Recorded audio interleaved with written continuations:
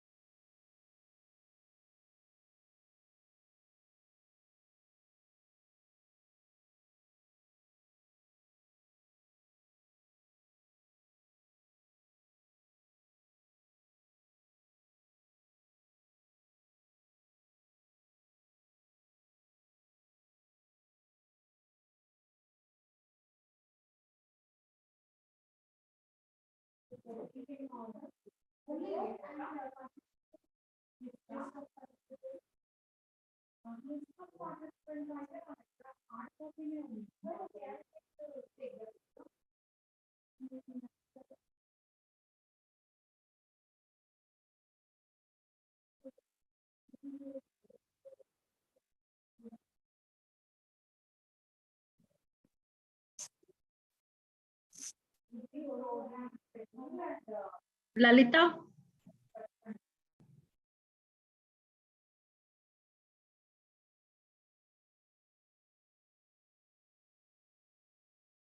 हाँ madam.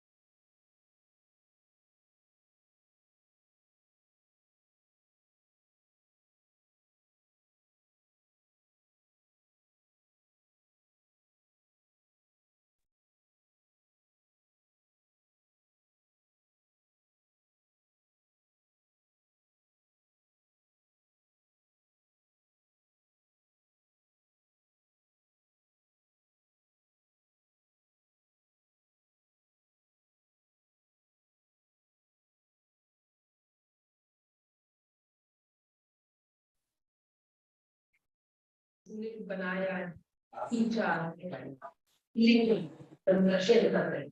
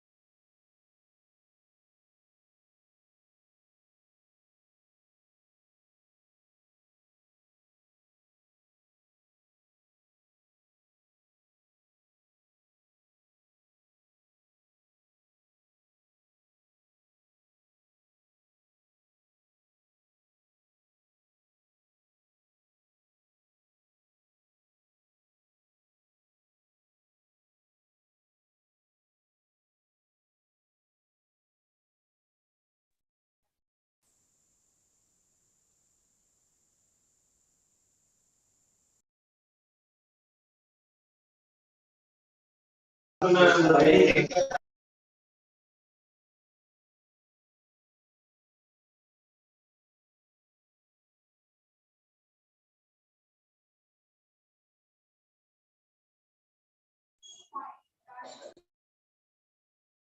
afternoon, sir. Sudarshan Reddy, sir. Good afternoon, Amma. Good afternoon, Principal Ma'am. Good afternoon, Anupama.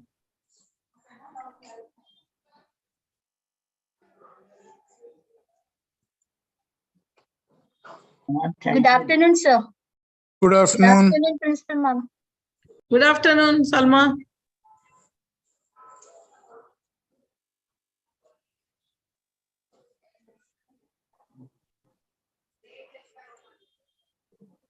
Good afternoon to you all. The chief guest will join us anytime. Check whether Ramadevi Madam has joined or not. And I'm checking, sir. yeah, better to start. Sir, not yet joined, sir. Yeah.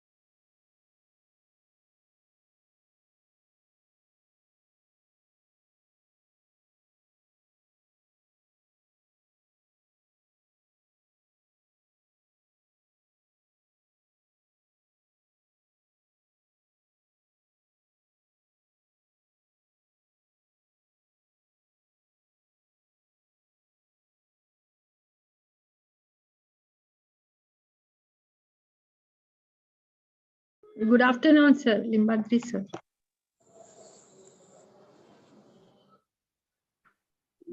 Good afternoon, sir.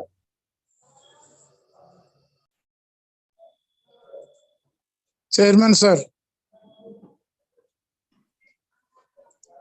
Chairman Garu.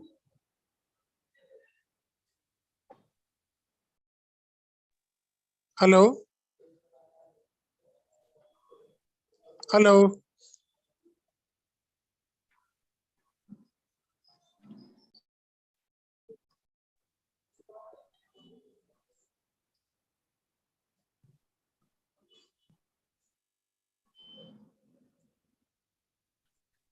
Rama ma'am, good afternoon. Madam, good afternoon.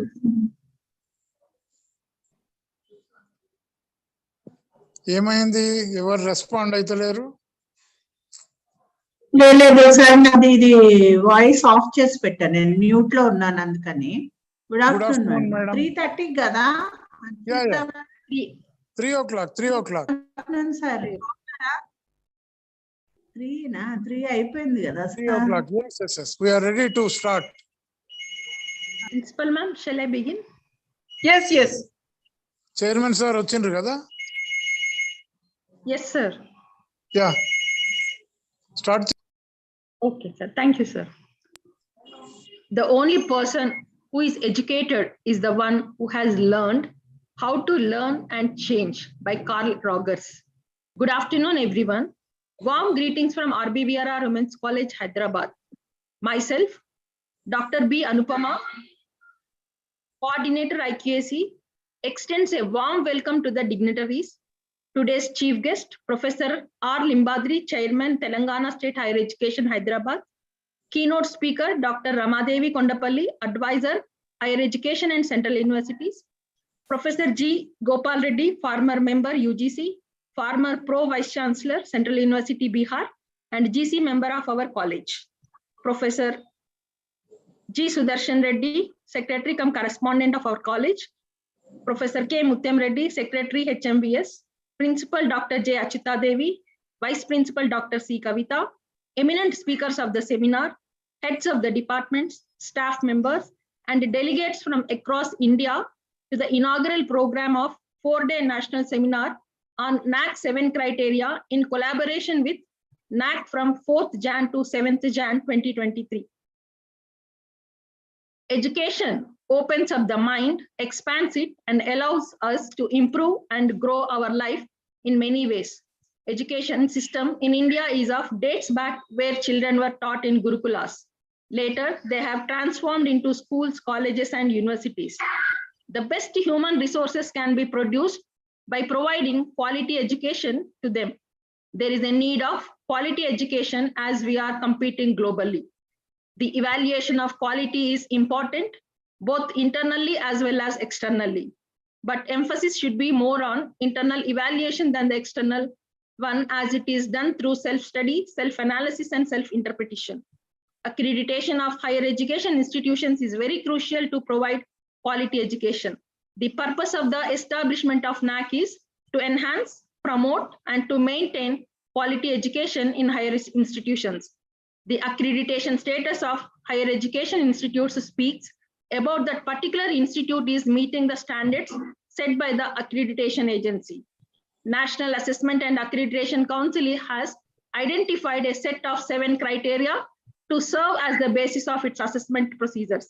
Its aim is to make quality the defining element of higher education in India through a combination of self and external quality evaluation, promotion, and sustenance initiatives. The seminar provides a platform for all HEIs to get detailed information about the 7 criteria of NAAC and steps to improve quality enhancement of the institution. It creates awareness on curriculum designing and outcome-based education, innovative and ICT-based teaching, and learning and evaluation methods, importance of research and innovation in HEIs, library and learning resources, student developmental activities, role of governance and leadership in HEIs, best practices and institutional distinctness of the HEI. The lectures by eminent resource persons in this 4-day national seminar will definitely enlighten the participants on NAAC 7 criteria and its implementation to enhance the quality of HEIs. Thank you. Now I invite Professor G. Sudarshan Reddy, sir, who is the secretary cum correspondent of our college, to preside the inaugural session. Thank you, Anupama.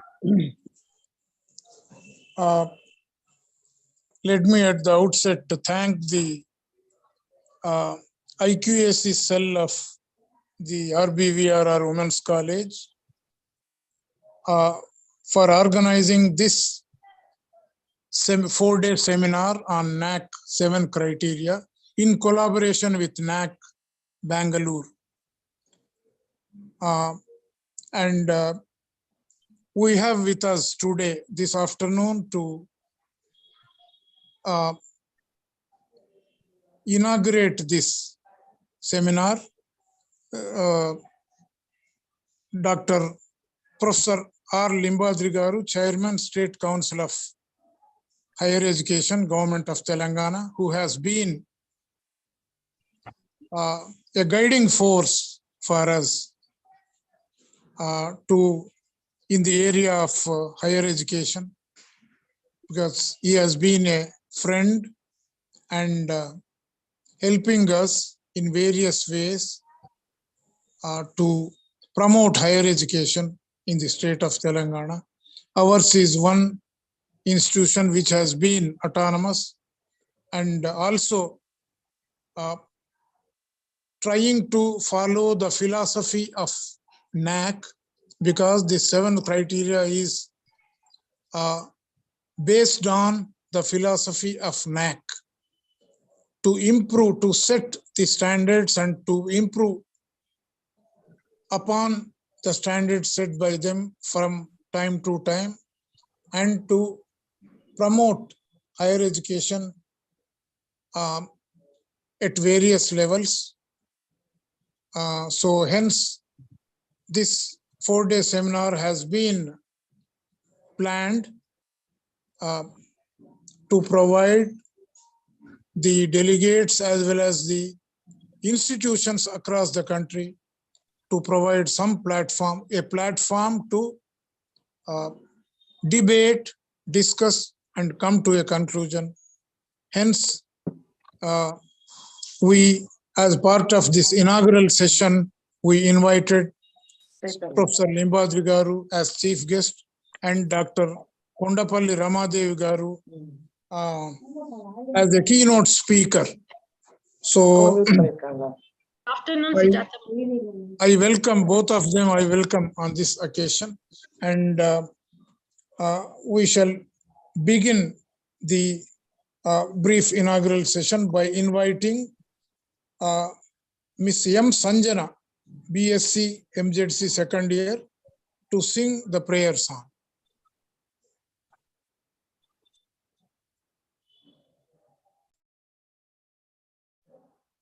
Over to Sanjana. Thank you, sir. Good afternoon to all the delegates present here. Shubham Kuritvam Kalyanam Arogyam Dhana Sampada. Shubham Kuritvam Kalyanam Arogyam Dhana Sampada. Shatru Buddhi Vinashaya Deepa Jyotir Namostute. Deepa Jyotir Namostute. Deepa Jyotir Namostute. Shubham Kuritvam Kalyanam Arogyam Dhana Sampada. Deepa Jyoti Parabrahma. Deepa Jyotir Janardhana. Deepo Haratu Me Papam.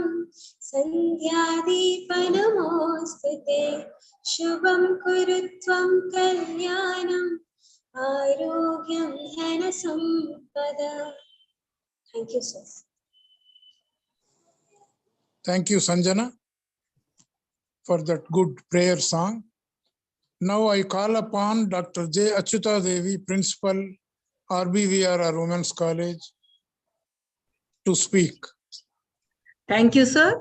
Good afternoon, everyone. I welcome all the participants to inaugural function of 4-day virtual national seminar on NAAC 7 criteria, which is organized by RBVRR Women's College in association with NAAC Bengaluru. I would like to extend my special welcome to Chief Guest of the Day, Dr. R. Limbadri, Chairman, Telangana Council of Higher Education, Guest of Honor and Keynote Speaker, Dr. Ramadevi Kondapalli, Advisor, Higher Education and Central Universities, and Professor Gopal Reddy, former member, University Grants Commission, and former Pro Vice Chancellor, Mahatma Gandhi Central University, Bihar, and also our Governing Council member, and Sujata Madam, Principal, Kaveri College, Tamil Nadu. On this occasion, I would like to say a few words about the college. Raja Bahadur Venkatarama Reddy Women's College was established in 1954 by Hyderabad Mahila Vidya Sangam. It is a non-profitable educational society with a vision to provide education to women, especially from rural areas. The college is affiliated to Osmania University. It was conferred autonomy by UGC in 1989, which was extended to PG programs in 2011. It has been selected by UGC as a college with potential for excellence in 2010 and extended the same in 2014. The college has been re-accredited with grade A in the second, third cycles and grade B++ in fourth cycle of re-accreditation. Our college is identified as one of the 9 best autonomous cluster college of Telangana by Telangana Council of Higher Education. Recently, our students won 1 lakh rupees prize money for their innovation under Smart India Hackathon held at Srivilliputturu. The annals of college history chronicles the gracious presence of luminaries on various occasions. Pandit Jawaharlal Nehru laid the foundation stone of the college. Dr. Sarvepalli Radhakrishnan inaugurated the college building. Srimati Indira Gandhi inaugurated the hostel building. The former President of India, Dr. APJ Abdul Kalam, graced the Golden Jubilee function. Honorable Governor of Maharashtra, His Excellency C.H. Vidyasagar Rao, graced the valedictory function of Diamond Jubilee celebrations as chief guest. The college had the opportunity to invite Her Excellency Dr. Tamilisai Soundararajan as chief guest for its convocation program. Education plays a vital role in the development of any nation. Education is the most important pillar of a nation for its development. As a result, the excellence and relevance of programs offered by the university must have a standard. As in every arena of business, the method of improving quality has a predefined set of measures. Colleges must find and recognize additional requirements to satisfy them for the international standards. The role of NAAC accreditation is to bring the best in every institution and help institutions grow across research, innovation, student success, governance, and more.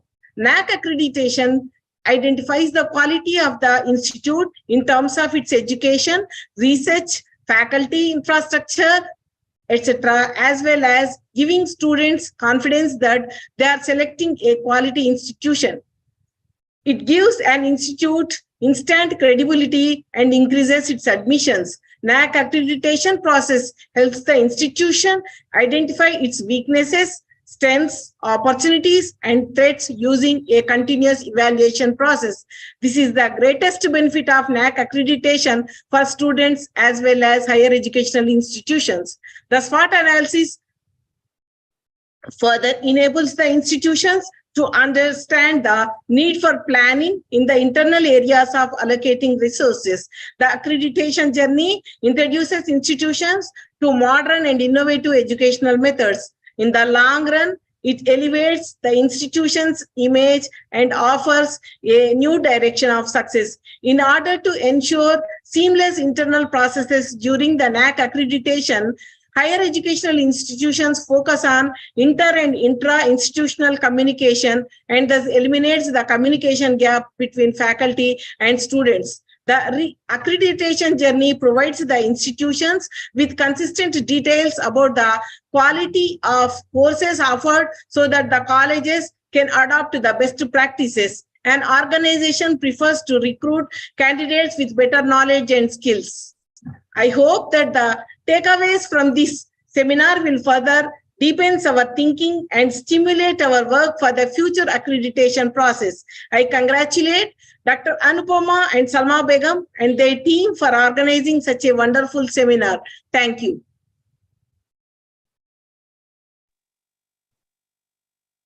Now I call upon Dr. C. Kavita, Vice Principal and Academic Coordinator, to introduce the Chief Guest, Professor R. Limbadri garu. Sir, no need to introduce me, sir. Can I Over start? to just one minute, Chairman sir. Please. Half a minute. Over to Kavita. Good afternoon, everybody. It is indeed my pleasure to be introducing Professor R. Limbadri garu, who is presently our chief guest for this occasion today, who is presently the chairman of Telangana State Council for Higher Education. Sir is a product of Osmania University.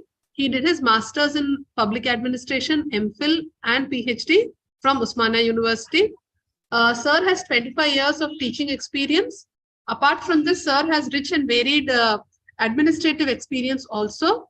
Sir was officer on special duty at Osmania University, registrar Telangana University, Dean Faculty of Social Sciences, Telangana University, Chairman Board of Studies, Telangana University, Joint Director Academic Audit, Osmania University. Sir also served as Vice Principal, PG College, Secunderabad. He was the Chairman Board of Studies at Department of Public Administration, Osmania University, and also served as Coordinator, Center for Distance Education, Osmania University. Some of Sir's areas of interest include rural governance, institutional growth and development. So far, 5 MPhil students and 8 PhD students have been awarded degrees under Sir's guidance. Sir has 3 international and 13 national publications to his credit. Sir has also contributed papers to a number of national and international conferences. As part of his academic assignments, Sir has visited the People's Republic of China, USA and Canada. Thank you very much, sir, for accepting our invitation and being part of this program in spite of your very busy schedule. Welcome once again, sir. Thank you, madam. Professor Sudarshan Reddy garu, Secretary cum correspondent of this prestigious RBVRR Women's College. Today's keynote speaker, Dr. Ramadevi Kondapalli garu, Professor Gopal Reddy garu, former member UGC, Professor Mutyam Reddy garu, and Dr. J. Achita Devi, Principal, and Dr. B. Anupama, Program Convener, and Shamima Begum, and all the teaching faculty, non-teaching staff, administrators. At the outset, I congratulate the college management, the principal, and convener of this program, taking a great initiative to sensitize, to upgrade the faculty members about the NAAC 7 criteria. We have a great keynote speaker. She is having a rich experience about the NAAC philosophy, NAAC accreditation mechanisms and systems, and definitely her presence, her address will update our knowledge, and it will help us for the future NAAC going institutions and colleges. The college is one of the best colleges in Telangana, particularly to catering the needs of women in rural area, upcoming students. The philosophy and the significance of the college were already briefed by the principal. The college also have the a rich experience in getting the NAAC accreditation. As Professor Sudarshan Reddy Garu said, they have completed the 4 cycles of NAAC accreditation so that they can have the how to prepare for the NAAC accreditation is concerned. Definitely the accreditations and ranking has become order of the day for the students who will getting admission into the institutions are concerned. One of the highest demand ratio is the college is having from the different corners of the Telangana, and some people from the across the state also. Every time when Mutyam Reddy sir was there, the national integration quota should be improved for the colleges, because the most of the students from the different states are inquiring about the admission into this college. That's why Telangana government and Telangana State Council has taken a decision that up to 15 to 20% they can admit from non-Telangana state students from across the country. And for that, we also made a policy for getting admission of the foreign students. UGC also time and again very flexible rules and regulations making and guiding us to admit the national and international students. So definitely this college is having a great potential in providing a quality education for women in Telangana particularly and generally in the country also. Coming to the NAAC accreditation, Telangana State Council promoting the colleges for going for the NAAC accreditation. Telangana Council also taken a decision that those who are going for the NAAC accreditation, definitely council will giving 1 lakh rupee as a seed money for preparation of the NAAC in submission of the self-study report is concerned. So on one case, I want to mention here that when we got the separation of Telangana in 2015-16, in the government sector, we have 131 colleges. Only 16 colleges were NAAC accredited at that time. Now we can say that 98 colleges are NAAC accredited in couple of 4 years or 3 years. So that was the initiative taken by the council to promote the colleges and making them to go for the NAAC accreditation, and which will help the colleges and also get the financial resources, funding from the RUSA and other national and international agencies. So that's why we are also very much interested, not only promoting for the NAAC, I also request all of you to go for the national ranking framework also. Most of the colleges are not registering themselves for the national ranking framework. This is also one of the important area. The national ranking framework or the NAAC preparation, what we need, you are best experienced college and you have been practicing best practices. Need not to say that, but how best we can keep update our statistics, our data. Data is also one of the important area where we normally ignore whatever the activities we did in the college or out of the college is concerned. So every teacher should have a consciousness about the preparation of your information, whatever the seminars you attended, whatever the lectures you have given in different colleges, and whatever the initiatives taken by the college, everything will be in the database. That definitely help us. So data is one of the important area which we normally not seriously taking that. The second important aspect when we look into the preparation of the colleges, most of them not feeling that I am a part of that. NAAC coordinator will take care of the things, or the principal is responsible for that, or the secretary. Not like that. We make it as an inclusive activity of the college. Every teacher and every employee should be a part of preparation for the NAAC. That type of sensitivity we should create, inculcate among the colleagues. Then only it will become very, very easy for us for the updating of the NAAC. This type of things also very important. And the overall, the 7 criteria, how we can make the rebuilding of image of the institution is more important. Whatever the NAAC accreditation we are getting, that is not only for the record base, not only to get the fundings. The image of the college or image of the state, image of the university should be built only by the public perception.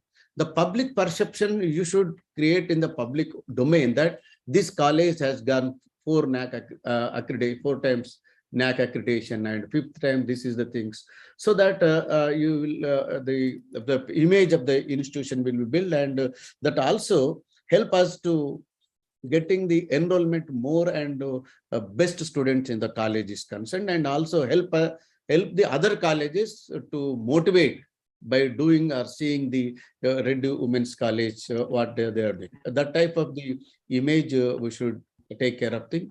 And the rest of the 7 criteria of the things, I hope Madam will very deliberately, and you are conducting a 3-day, a 4-day and workshop seminar is a good idea. Just 1 day, half day may not be, but the criteria-wise discussion definitely helps the each and every student teacher to making the preparation for the NAAC accreditation is concerned. This the institution vision and leadership shows that the how much of the interest I have, and you are all collaborated with the NAAC Bangalore. This is also shows how best you are visualizing the collaborations and inviting the very important, thorough knowledge people to give the address of these things. With these few words, I thank the Professor Sudarshan Reddy Garu, Achita Devi, and NAAC program coordinator, and all the participants for their patient listening and their interest to learn more about this NAAC accreditation system is concerned.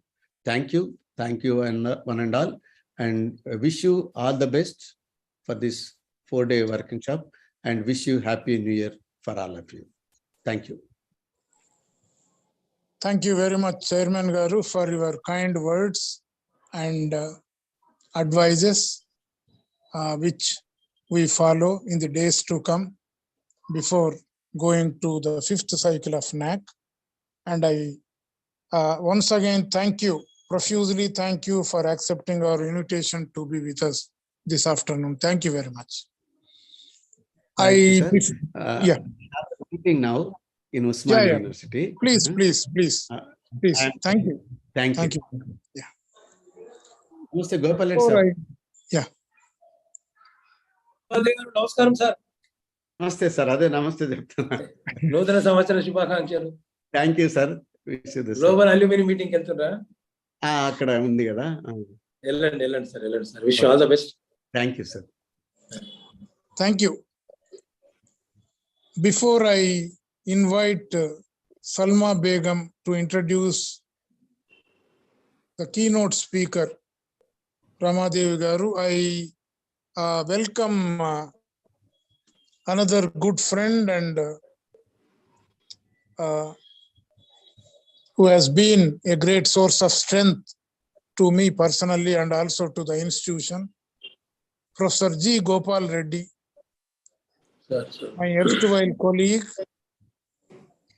and former member, University Grants Commission, and former Pro-Vice Chancellor, Central University of Bihar, now very active in the area of higher education in the country.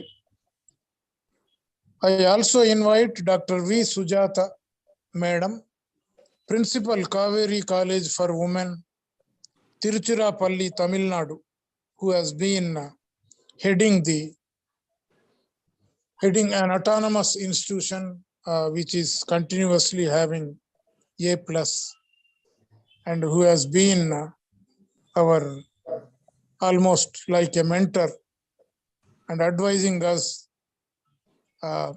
as far as NAAC is concerned.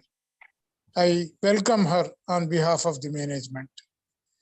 Now I call upon Ms. Salma Begum to introduce the keynote speaker, Dr. Ramadevi Kondapalli.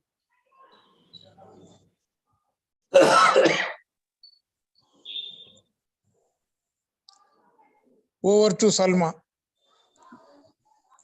Sir, I think I have been introduced a number of times. So let us go ahead with the thing. In sir, Sudarshan Reddy sir. Madam, just half a minute. Half minute, ma'am. It's a formality, please. Thank you, sir. And thank you, ma'am. Good afternoon to all. I'm Ms. Salma Begum, Assistant Professor, Department of Computer Science and member IQAC RBVR Women's College. It is my great privilege to introduce our keynote speaker, Dr. Ramadevi Kondapalli, Advisor, Higher Education Council of States and Central Universities. Ma'am holds a PhD in Ecology and Environment and a Master's in Life Sciences from Vishwabharati University, Shantiniketan, India, and also hold a Bachelor of Education and pursued a Diploma in Intellectual Property Rights Law from the International Law School of India University. Ma'am has more than 20 years of experience in educational administration, policy planning and management, quality assurance and research. Ma'am has published several article papers, reports, co-authored and edited a number of books on quality assurance, including conceptualizing and developing quality assurance toolkits for teacher education and distance higher education programs and institutions for the Commonwealth of Learning. ADP Dr. Rama has served various apex agencies in India dealing with education, including the Ministry of Human Resource Development, Government of India, All India Council of Technical Education, National Council for Teacher Education in different capacities. Ma'am has extensively contributed to the development of the assessment and accreditation tools and guidelines, apart from contribution to the assessment and accreditation of HEI at National Assessment and Accreditation Council.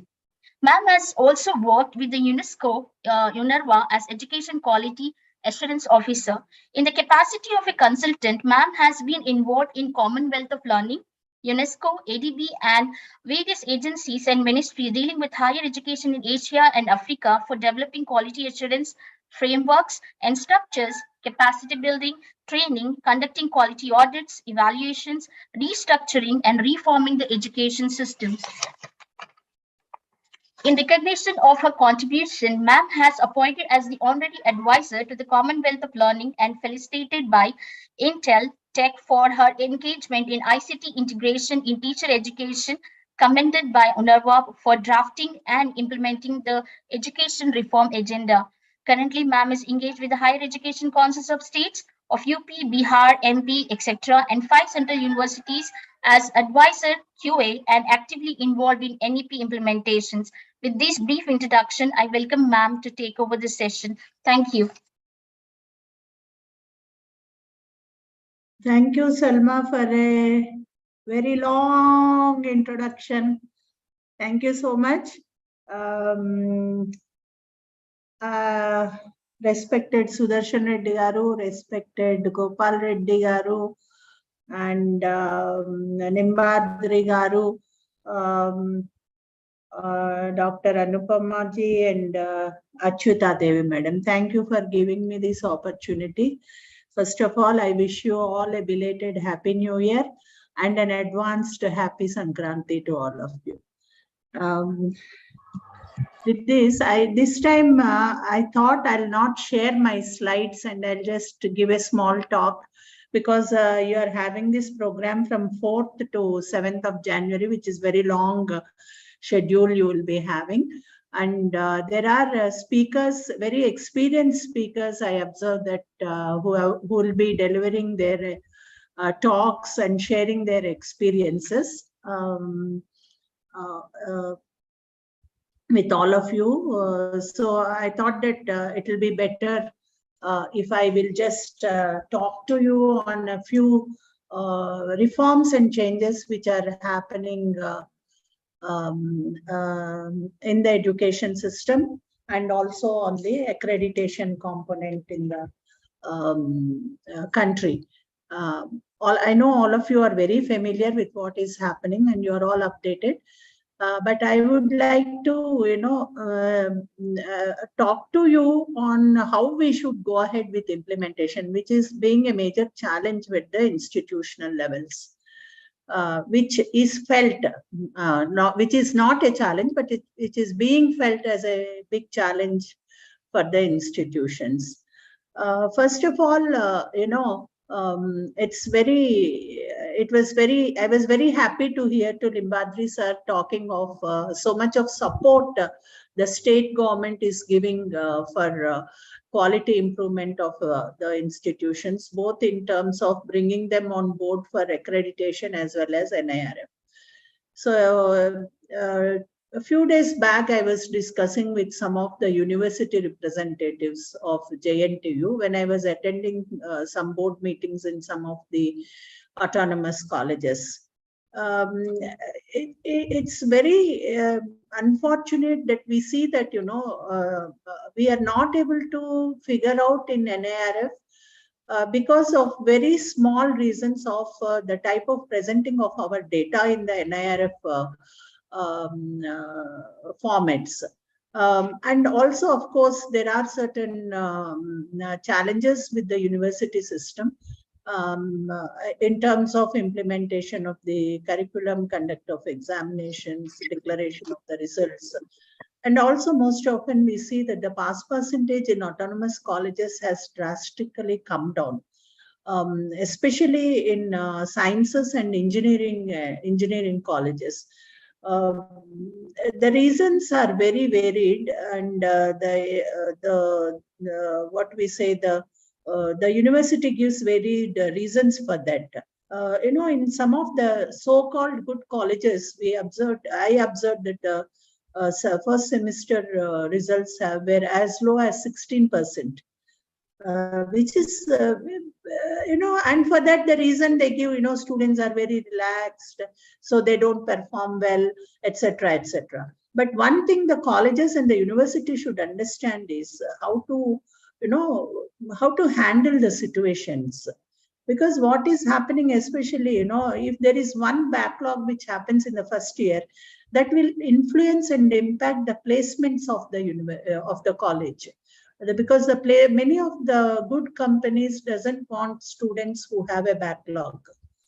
And if you see at the NAAC reforms now, in the reformed pass percentage definition, they're asking for number of students passed in one attempt, not in those who have backlogs will be segregated and removed off.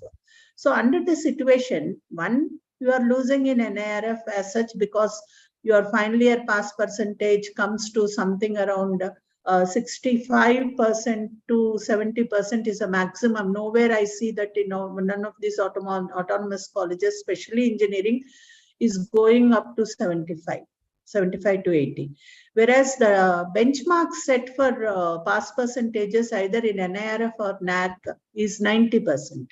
Okay, so if our institutions are having a pass percentage of 85, less than 75, and we are not able to improve the progression of our students neither to employment or higher education because of their performance over a period of 3 years or 4 years time, then who is to be blamed? So, somewhere we need to be thinking, what is the problem, whether it is a difficulty in examination systems or, disinterested syllabus, despite offering CBCS, what is the problem? And despite implementing OBE, where does the crux of the problem lie? It's a major issue. And further, this is one aspect where, why our institutions from Telangana are not able to figure either in NIRF or in a highest ranking of NAAC. The second issue which we should really look into is, the dropout rate. Dropout rates are also huge. So, what is the admission criteria we are following? Why this type of dropouts are happening? So the explanation given for this is students move across institutions, so there are seats left out. Then what is the strategy we are trying to make with this? When you talk of perception in terms of NIRF ranking, again, if the dropouts are very high, and NIRF calculates the overall pass percentage and placements in terms of the initial intake, then how do we cope up with this problem? Why these dropouts is happening? Is it at the admission? Is it because of the admission criteria? Or is it because of other reasons where they drop out after even enrolling, they drop out? These are some of the issues which really, as institutions, as a university, we should look at. Otherwise, there is no, end times of creating awareness among institutions is not going to work out. Management's, administration, principals, and the university system, the Higher Education Council should seriously look the causes for these, and how do we rectify these things in the system so that we fare well, our students perform well, get good placements, get good salaries, etc. Otherwise, any number of sessions we take and any number of awareness programs we conduct, I don't think it will be of much help for all of us. So, that is where I say, the implementation strategies and the continuous improvement process as a philosophy of accreditation should be the core aim of any institution, quality improvement program. I have been discussing with the university representatives and the policy makers at various levels, asking them to review these type of issues which are holding us back, or which are blocking us from getting ourselves focused at a national level. So I request all the teachers, esteemed teachers who are participating in this program, the esteemed speakers who will be delivering talks in the days to come and the various sessions, and the respected members of the management to seriously identify these challenging issues and try to find solutions for these in one way or the other. So, don't look, my suggestion is we look everything in isolation and we justify, we give a sort of justification to it, and that ends the, that ends our responsibility, we feel. But there is something we really have to look back, do something on this, find solutions for this, so that we don't lag in getting good ranking or good accreditation status in future to our institutions in Telangana.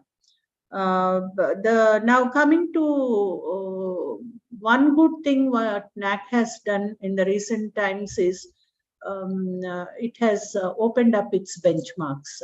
So it is high time that institutions review the NAAC processes, which are open for comments, or which are open on the website, and set targets according to the benchmarks given by NAAC, and see that you will your progression is monitored against those set benchmarks. And now you need not depend on anybody to know the benchmarks, or even you need not do a sort of analysis of the accredited institutions to understand what would be the benchmark or what would be your target which you have to set. Now NAAC has given you a sort of roadmap for improvement, and it is good that institutions are trying to understand those and will be moving forward accordingly. Now, there are these autonomous colleges manual and affiliated colleges is already implemented.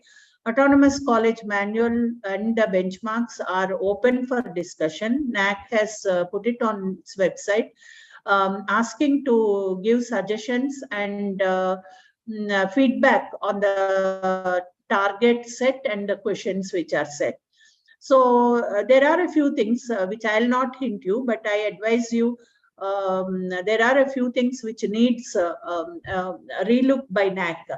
So as an institution and as institutional members, it will be good if you can look at these autonomous college manuals and give a feedback to NAAC, so that it will be realistic, and your suggestions and your ground realities could be taken into consideration by NAAC before it floats the manuals. So don't think that if a very good institution in Delhi may say that these are the good benchmarks and they are ideal for them, but also we have to see at the other end our own systems existing in states at the state level, like Telangana, Andhra, or Karnataka, or wherever it is, and give our feedback to NAAC before they freeze off on these systems. I think 13th till 10th or 13th is the date for giving your feedback. Please be engaged with the process. So that gives you also an understanding of what is accreditation process, how the benchmarks are set, how it will be helpful to institutions, etc. If you don't get engaged at this stage, I don't think you will be actively, you will be able to engage at a later stage once NAAC floats the manuals to you. So this is, there's one thing which we should congratulate NAAC for opening up the benchmarks and enabling the institutions to set their targets for improvement. So this, by opening up the targets, NAAC has made the institutions responsible for itself. This is one step ahead of the previous step. Earlier, you didn't know the benchmarks, you couldn't set the targets, you were setting your own targets, and which may not be up to the mark for NAAC or not. But now you know what are the national targets, what are national expectations, and where you stand and where you should move ahead. This is what NAAC has, by disclosing the benchmarks, is helping the institutions in a process of continuous improvement over 4 or 5 years.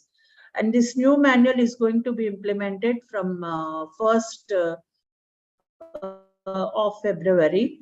So institutions like RBKVR, which will be going into the verification process,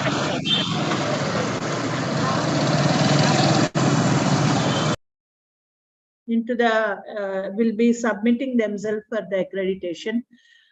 Need to seriously look into this, and I advise you to work out properly before you go ahead for accreditation, submission of your IIQA and SSR.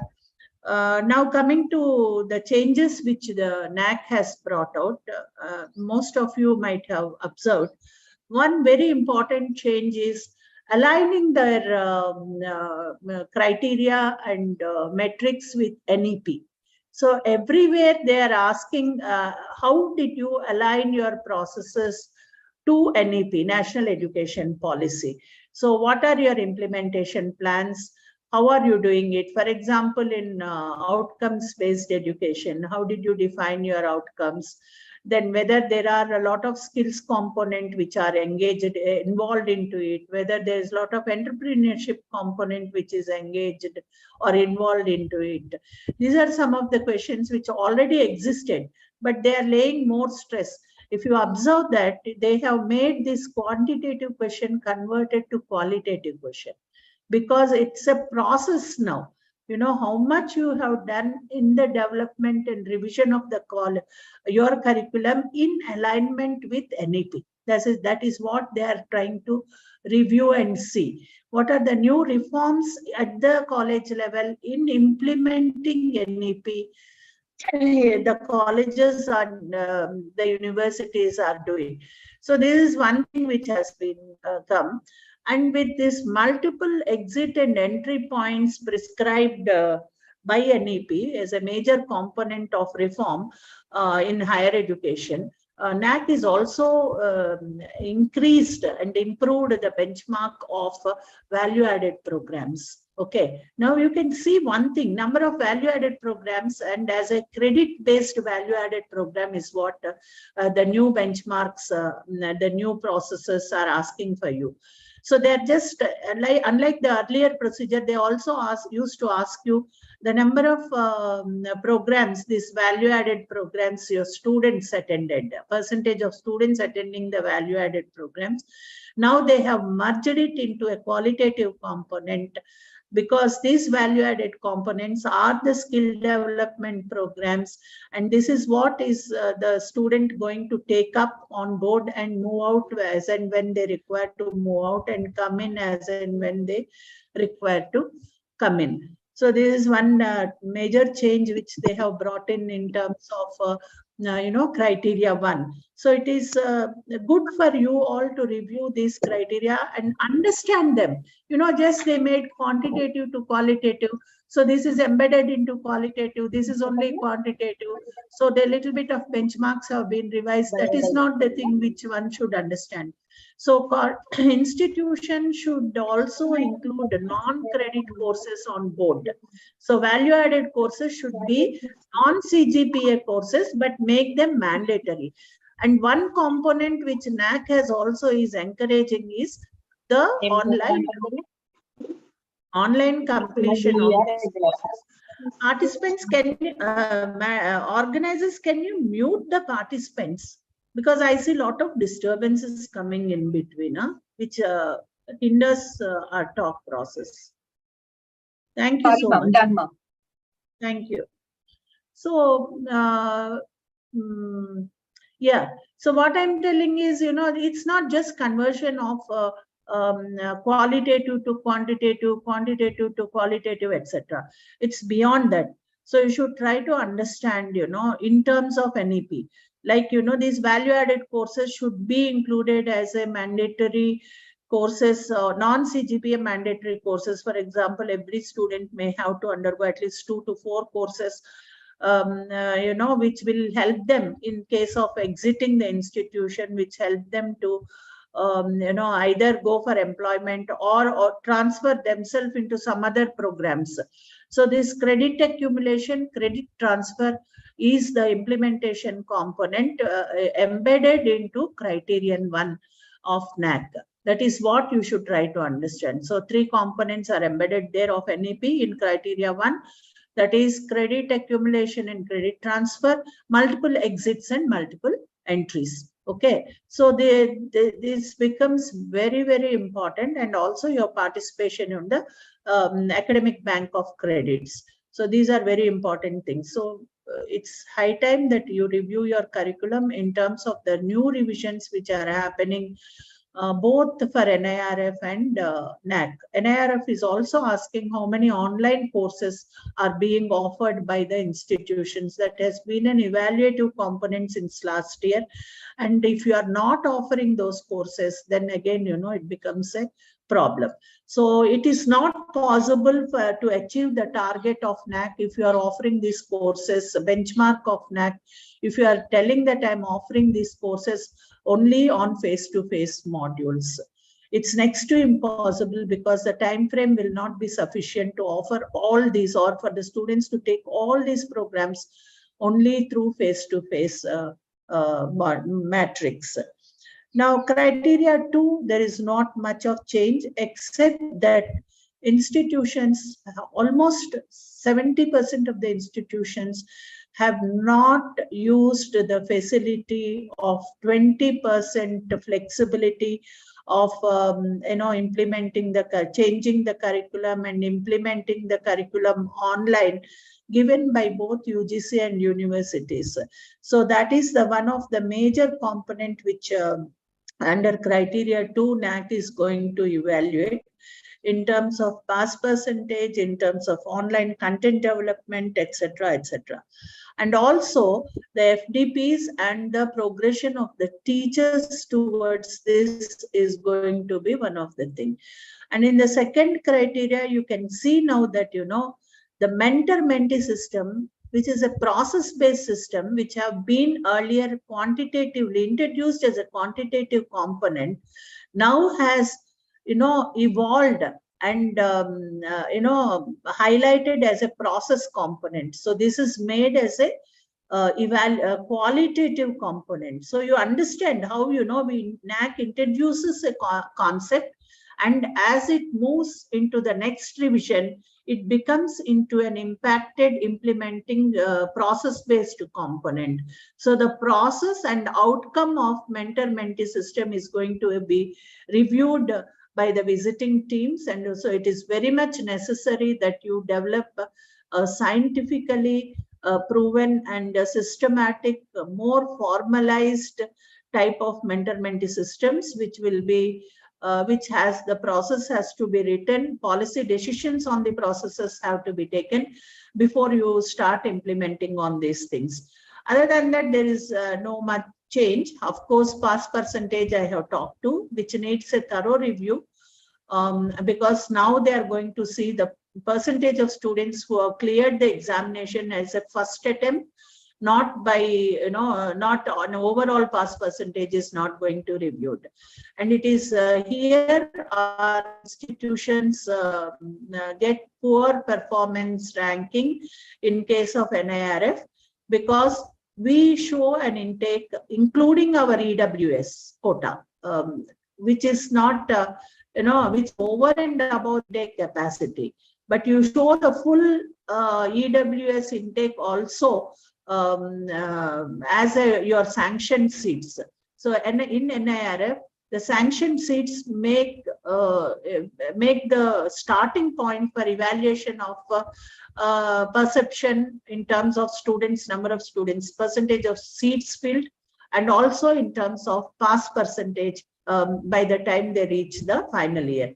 So EWS seats most often always, in some of the branches of engineering or in humanities and social sciences, your existing sanction intake itself doesn't get filled up. Then why do you talk of EWS?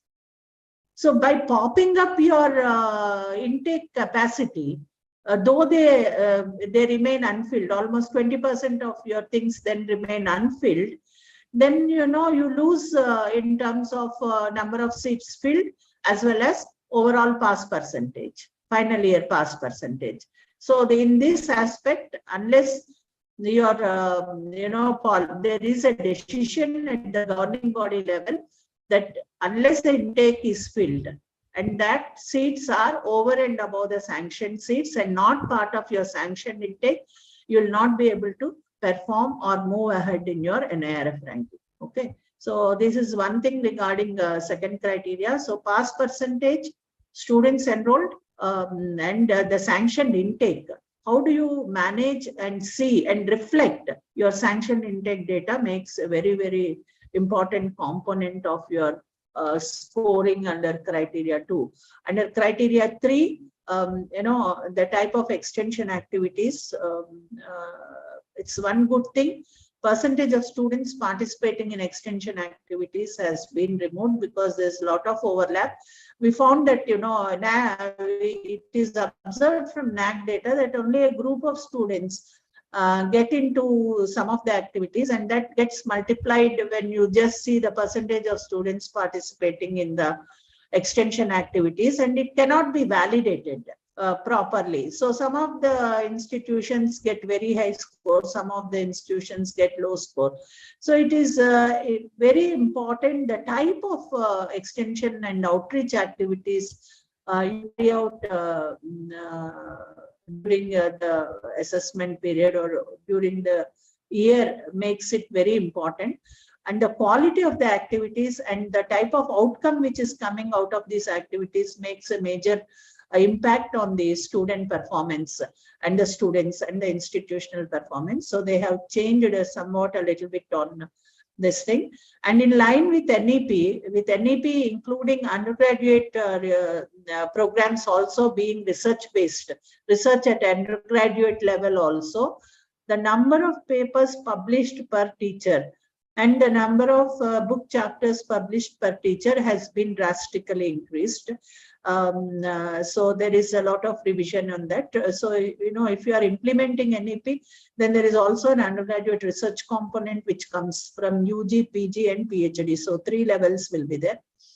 One thing you may also look at is, you know, there's a clash between the university policy and the NAAC questionnaire in terms of enrollment of PhDs in autonomous colleges per guide, you know, and the recognition of guides and the allotment of students to these institutions, an issue which you should resolve with your university very seriously, and also discuss this issue at the Higher Education Council level you know, for ensuring that the institutions from Telangana gets a good rating and NAAC rating as well as NIRF ranking. I hope Limbadri sir is there. So I just request Limbadri sir to have an emergent meeting on discussing of the new pro formas of NAAC being floated, so that you know, appropriate directions can come from the Higher Education Council to the universities, and institutions will not be at a loss who are going to go for accreditation or NIRF on this regard. Rest of the things, you know, they are minor changes, you know, converting them into all these things.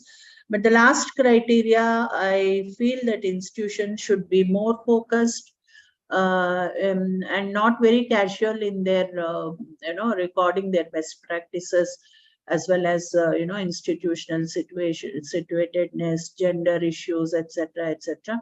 Because they're all, you know, the nation has to report at the international forums on the SDGs, you know, Sustainable Development Goals. So it is high time that institutions understand that the last criteria, the 7th criteria, is basically a focus on SDGs. And international commitment is that, you know, we should attain these SDGs, which is already lagging behind. And it is felt, if you see the documents of UNESCO, UNICEF, etc., it is felt that the SDGs implementation will be very successful if institutions get engaged and react and respond to these SDGs as their part of their responsibility and commitment. So it is high time that we train our students to be an international players, internationally acclaimed performers, and we can cherish our performance only if they do well at various levels of their you know, career progression or progression to higher education. With these few words, I congratulate the RBKVR Women's College for conducting this workshop, timely workshop, and hope there'll be a lot of reviews in terms of NAAC, not just awareness, but a critical review of the ground realities and how we can find solutions for better performance of institutions, rather than just discuss the same thing again and again in our future sessions. Looking at the type of galaxy of experts you have invited, I'm sure there'll be a very good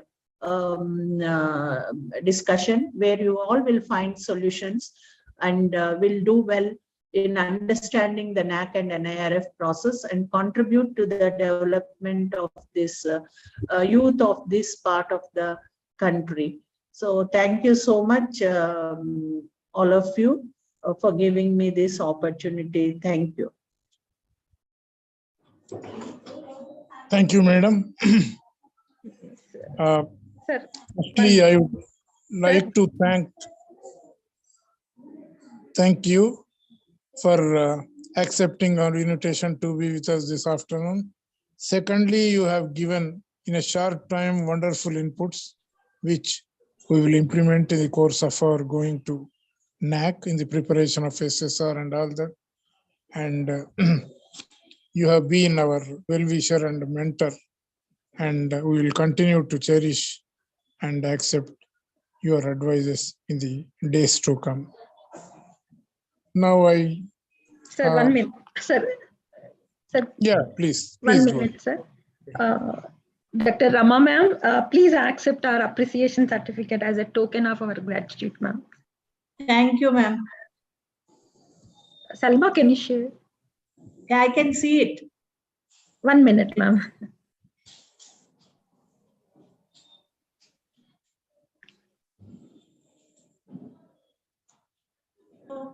Thank you. Thank you, all of you.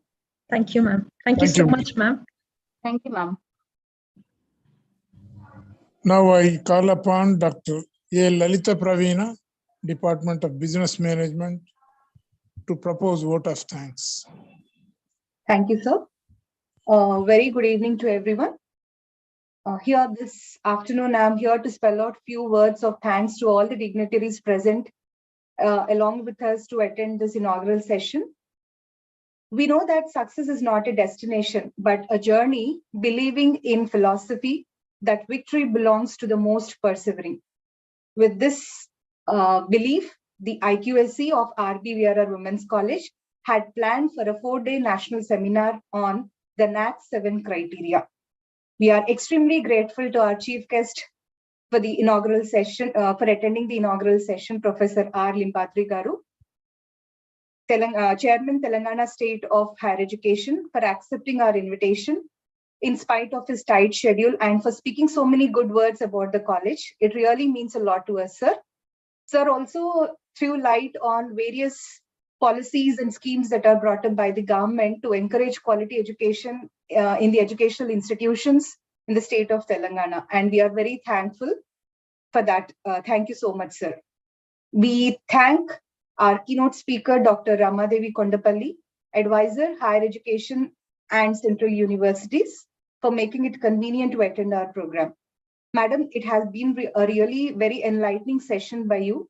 You have spoken you have taken up so many important issues that are arising in the technical institutions as well as the colleges regarding the insufficient pass percentage of the students, the dropout percentage that is increasing, and even Madam has highlighted on the new benchmarks that have been identified, and aligning the autonomous feedback manual along with the NEP processes, then value-added courses and credit accumulation and transfer has been one of the important point that Madam has suggested to focus upon.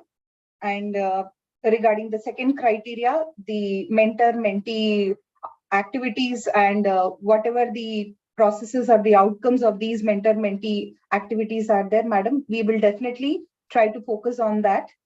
Then coming to the criteria 3, extension activities, the outcomes of these extension activities, and also the papers and book publications contributed by the faculty of the institutions also will be given more emphasis, ma'am.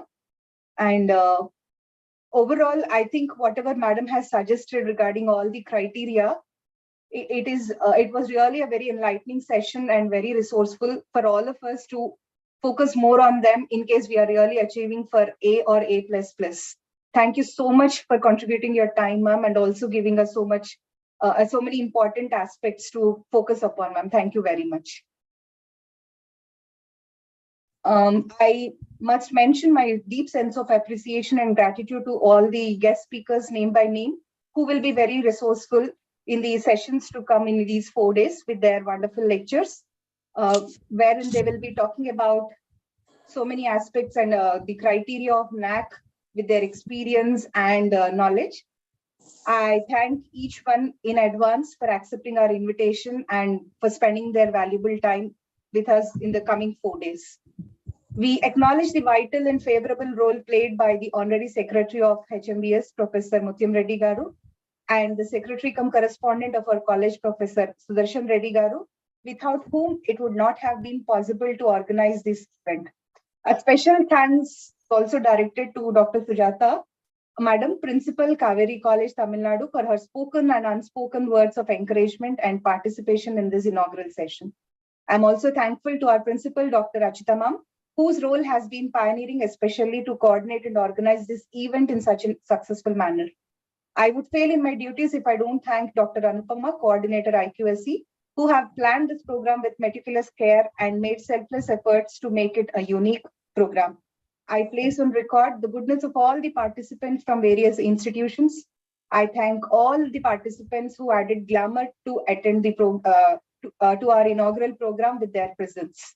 My grateful thanks are also directed to all the members of the organizing committee of our department who contributed their share to the success of this program. I, Dr. Lalita, member IQSC and also Assistant Professor, Department of Business Management, on behalf of RBVRR Women's College, take this opportunity once again to thank everyone who have contributed to the overwhelming success of this program. Thank you all once again. Now we start with our first session. This session will be on the NAAC 6th criteria, which is on governance, leadership, and management. I suppose this is one of the very important and vital aspects amongst the NAAC 7 criteria. So we are going to start with the crux of the NAAC 7 criteria, that is the NAAC 6th criteria, which is on governance and leadership. We have with us Mr. Piyush Manohar Pahade, IQSC Coordinator and Head Department of Zoology, HV Desai College, Pune, Maharashtra. Now I invite my colleague, Miss Salma Begum, to introduce the speaker to the audience today. Over to you, Salma. Just a minute, sir. I think he has not joined. Okay, ma'am.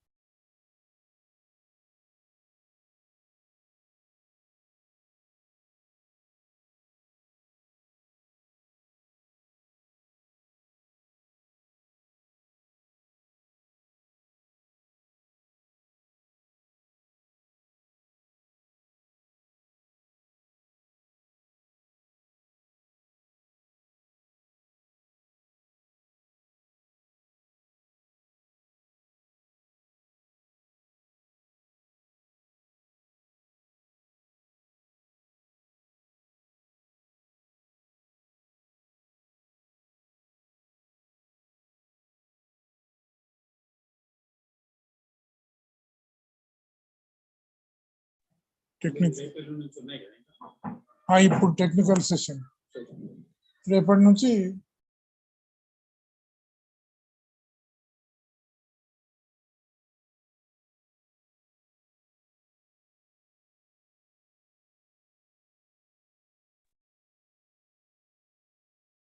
Joined. Good afternoon, Piyush Pahade, sir. Good afternoon, sir. Good afternoon. A big good afternoon you, to sir. all of you. And Happy New Year. Welcome you, sir. Yeah.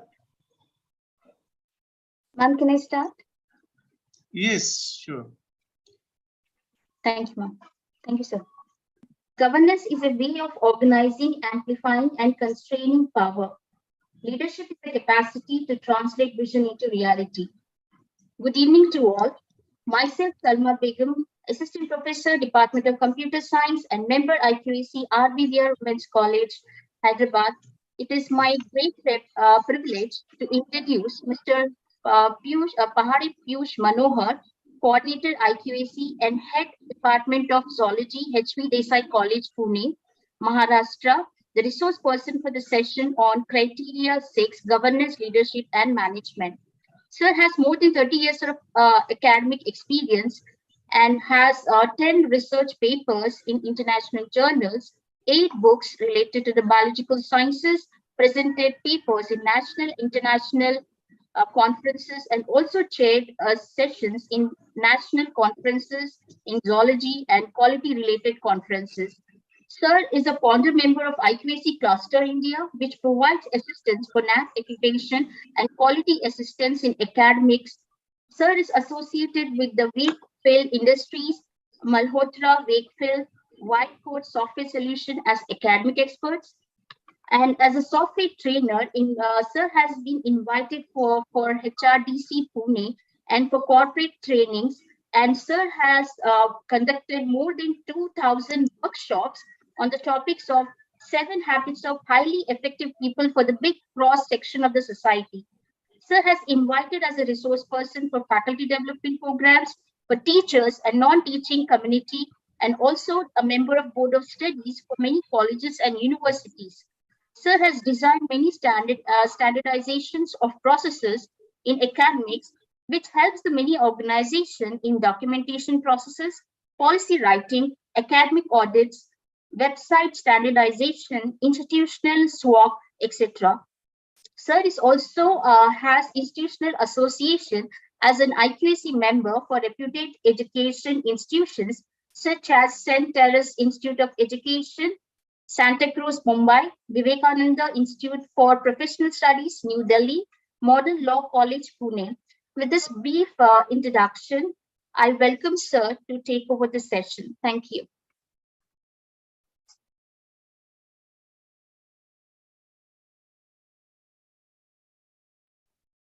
Sir?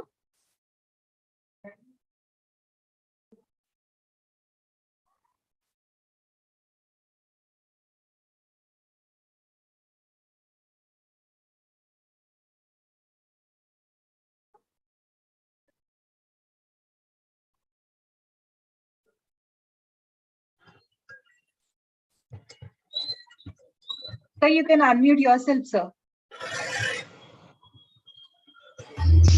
Done, sir. Okay, thank you. Thank you.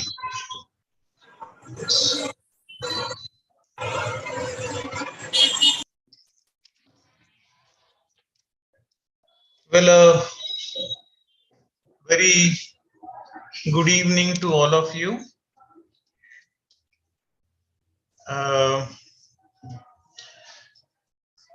It's a pleasure to work with this institute, RBVRR Institute. And it's a long association of more than 2 years with this wonderful institute. It's my pleasure to start with and go with Criterion 6. Currently, I am at some other institute. And therefore, I request Anupama Madam to please share the screen.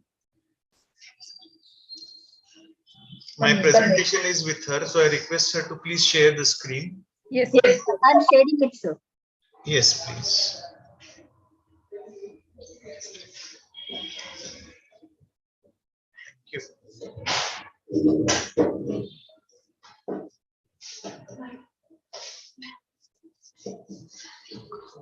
थोड़ा सा बारीक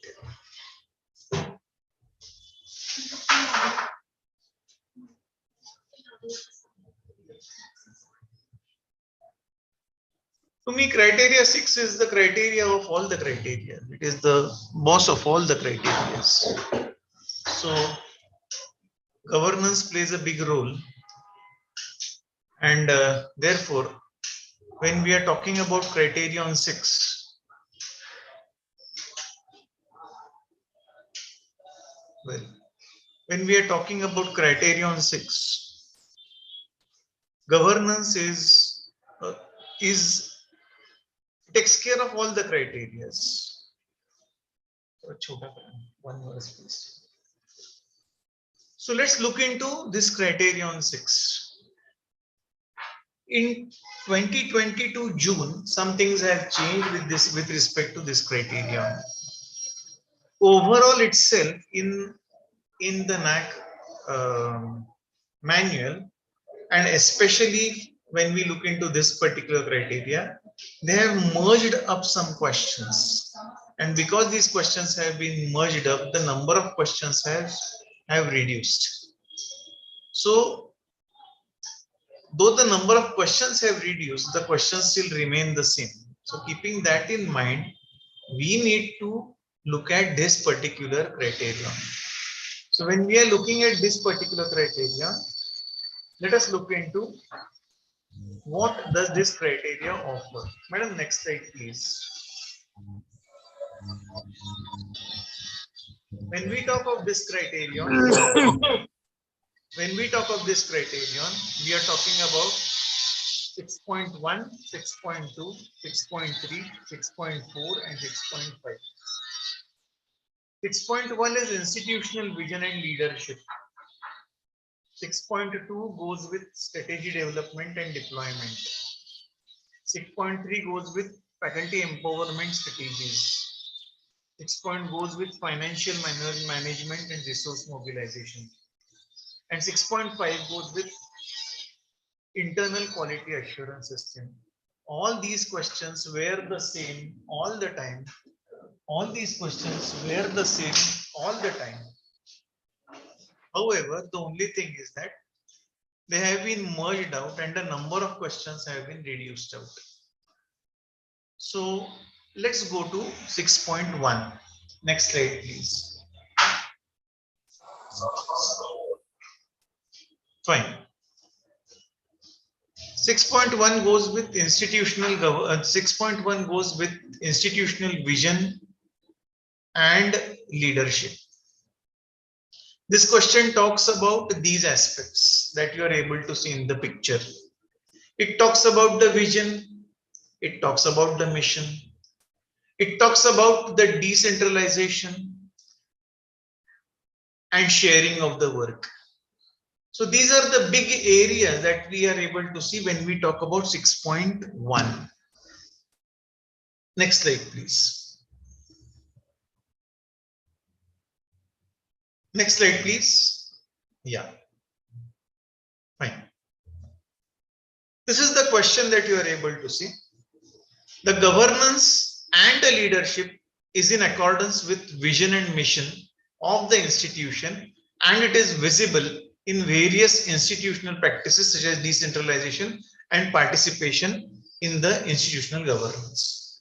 Now, let us look into what is this particular question talking about. So when we look into, let's break up this question into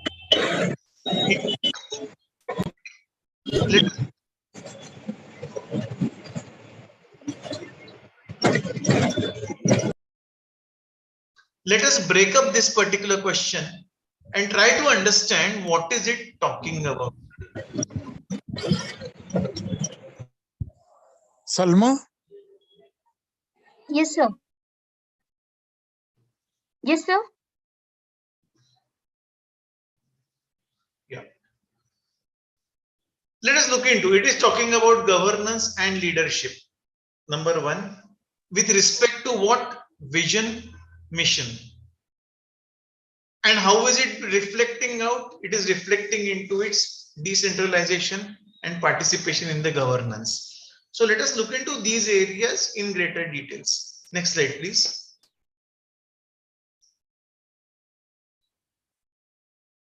Yeah.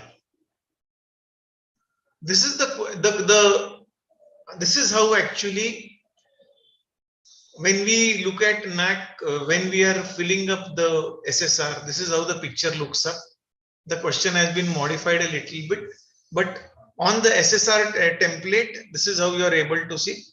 And what is it that they expect is that a governing council meetings, IQAC meetings, departmental meetings, these are what are expected over here. And then whether any link is to be pasted, that is going to go on our website is what you're going to say. In case any documents are going to be uploaded, what are those that are going to get uploaded is what is going to be put up on it. So let's go ahead. This is how the face looks like. And the blank space is where we actually fill up the things. Let's go ahead. Next slide, please. We are talking about vision, mission statement. Now, what is a mission? Mission and vision, they are the purpose of the institutional existence to the stakeholders. Why is this institution working? If I say I work in HV Desai College, what is the vision that HV Desai College has, or what is the vision that the trust of HV Desai College has? That is the vision. Vision is what you see beyond 15, 20, 25 years. That is vision. What is the mission? How you reach that vision is the mission. In other words, vision is the destination. Mission is the road that you take. Mission is the road that you take to reach the vision. So the vision and the mission statement actually communicates the purpose of the existence to the stakeholders. Besides vision and mission, to achieve vision and mission, we need to have something called as a strategy. The strategies are specific paths for a particular solution by organizing, compartmentalizing, and working in teams. For example, if I am talking about an academic calendar which comes in criteria 1, so my plan, let's say my plan here would be my goal. My goal is to create an academic calendar and to implement an academic calendar. How am I going to plan it out? How am I going to implement it out is my strategy. That would mean that in the first month, what all things will be there in the academic calendar? In the second month, what all things will be there in the academic calendar? When will the internal examinations be conducted? All these things would reflect in, all these things will be reflecting in my strategy. So we see an academic calendar, but that academic calendar has been prepared with a thought. This thought of implementation is a strategy. And how do I measure my strategy? It is the goals that are going to be measured out.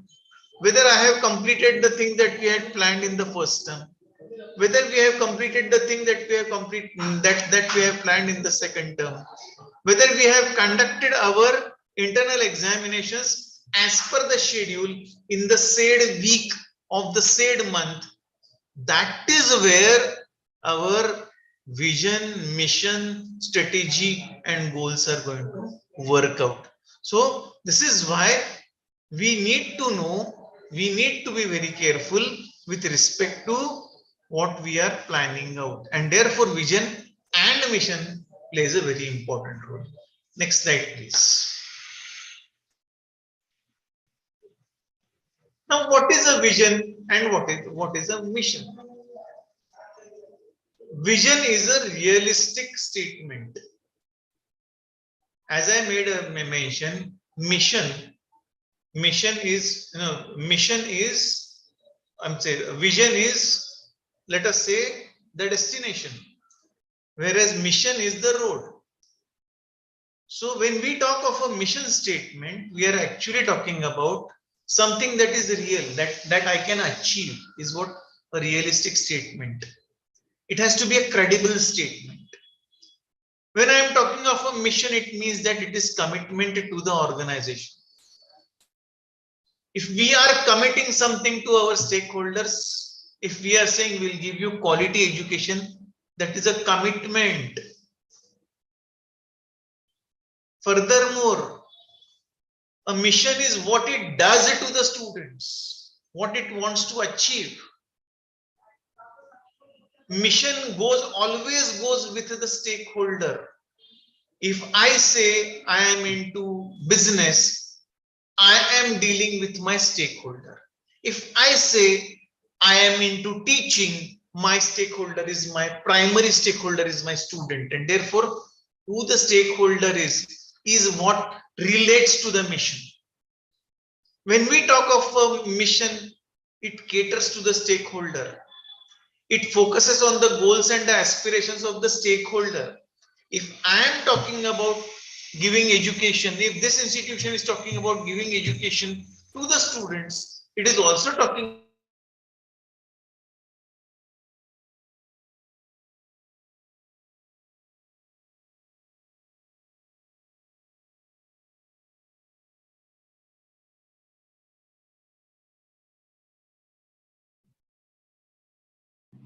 Sir, you are not audible.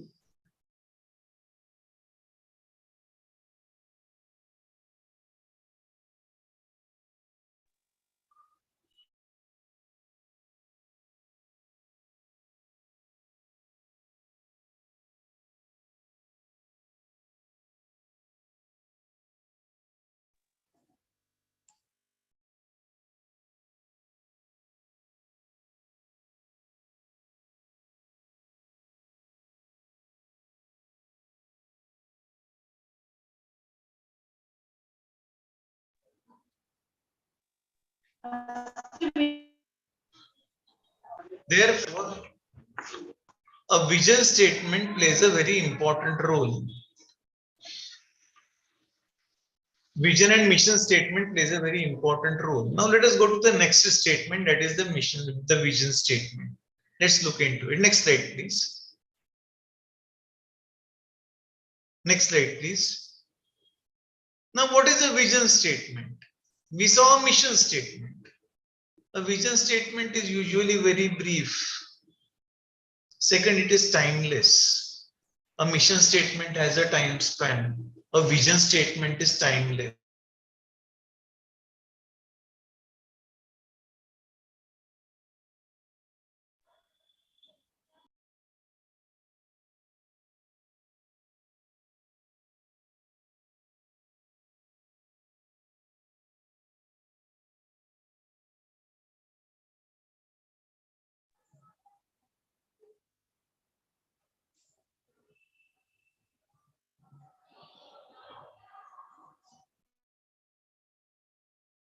Hello, sir, your voice is not audible.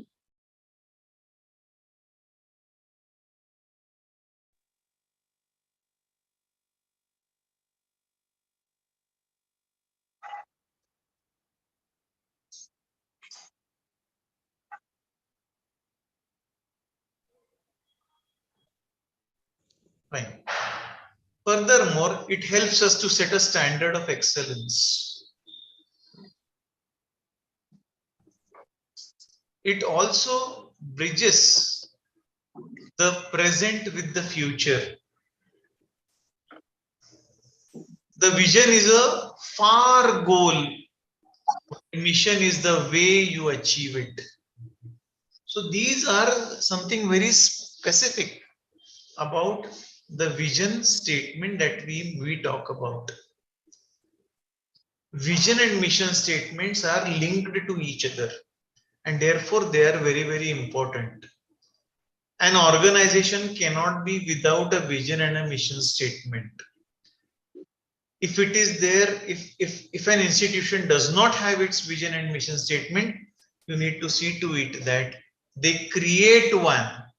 They need to have a vision and mission statement.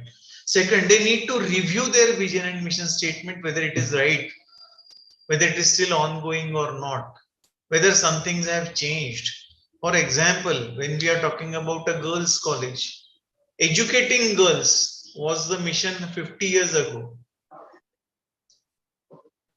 Girls and making them employable is now a vision statement that can come into picture. So you're able to see some changes that will take place in the vision and mission statement over a period of time. Let's go to the next slide. I am deliberately trying to tell how important the vision and mission happens to. Now, after the vision and mission statement comes what in the same 6.1.1? Two more words, participatory and decentralized. These are the two more words that you are able to see. They are talking about governance, that is participatory and decentralized. Now, what does decentralization mean? Decentralization means not having all the powers in one hand. What is participatory? Participation is everybody participating into it. When we are talking about decentralization, decentralization is the success, is the key to success. If you want a good organization, the work needs to be distributed. And if you want the organization to be good, everybody needs to participate. So they are actually the two sides of the same coin. So when we are talking about decentralization, how will decentralization reflect out? The decentralization will reflect out by, for example, making a mention of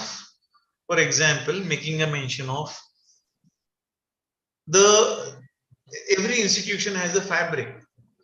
For example, there is a principal, then a vice principal, then you are able to see a registrar in the administrative section.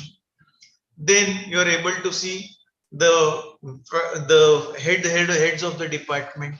Then you are able to see the teachers.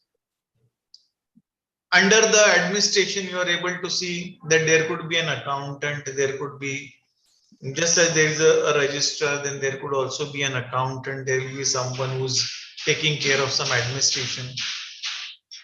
You are able to see different people working with different posts. One has a specified work. An accountant is going to take care of all those transactions. A teacher is going to do the job of teaching. A head of the department who is a teacher is now going to take care of the department and is going to teach. Now this head of the department is decentralization. Principal, vice principal, heads of the department, I am talking about different levels of governance. These levels of governance make up decentralization.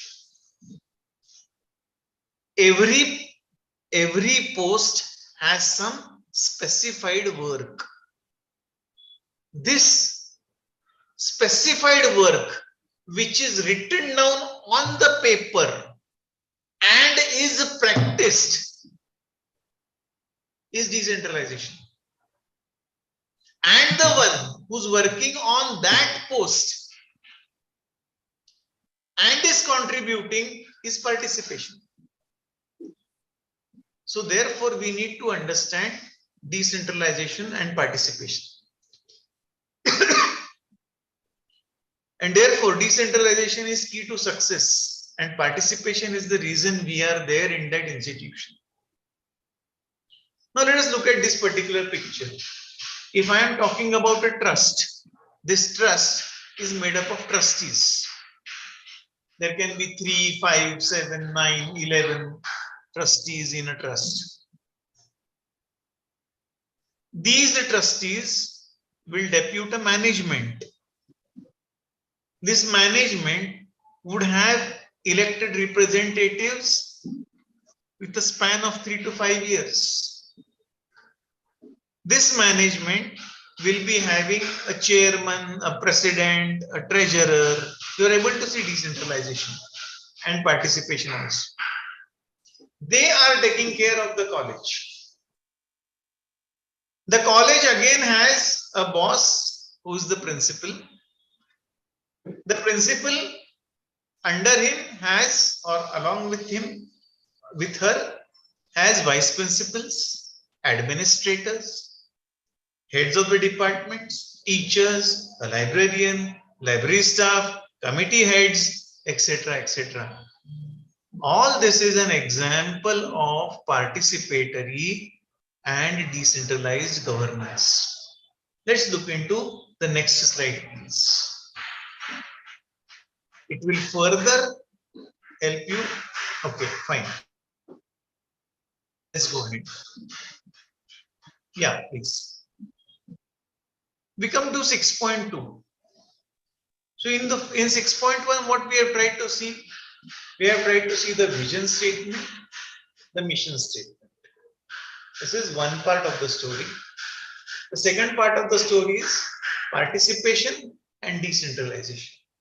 When we are writing down about this, about this particular statement, we must make a mention of the vision statement.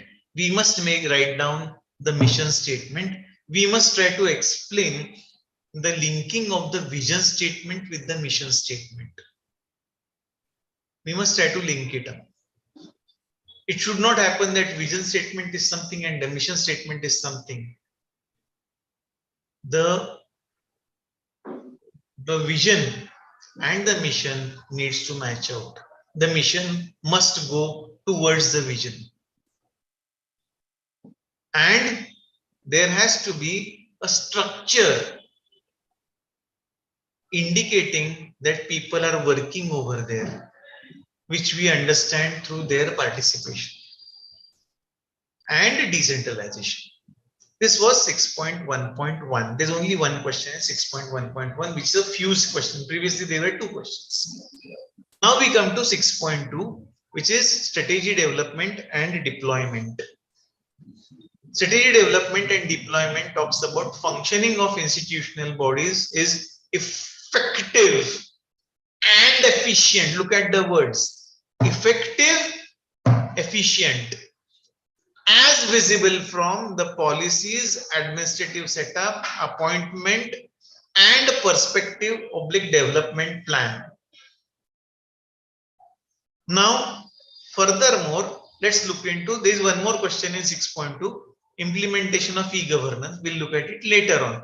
Let's look at 6.2.1. Next slide, please. They're talking about, yeah, this is how you are able to see the question. Let's go ahead. Yeah. What does this particular metric mean? What is the meaning of effective? Effective means producing a result that is wanted. The medicine is effective. We don't say medicine is efficient. We say machine is efficient. So the words have meaning. Effectivity goes with result. Efficiency goes with process. Simple. Effectivity goes with results. Efficiency goes with process. If I am going to talk about the process of preparing a chapati, the taste of the chapati, the color of the chapati,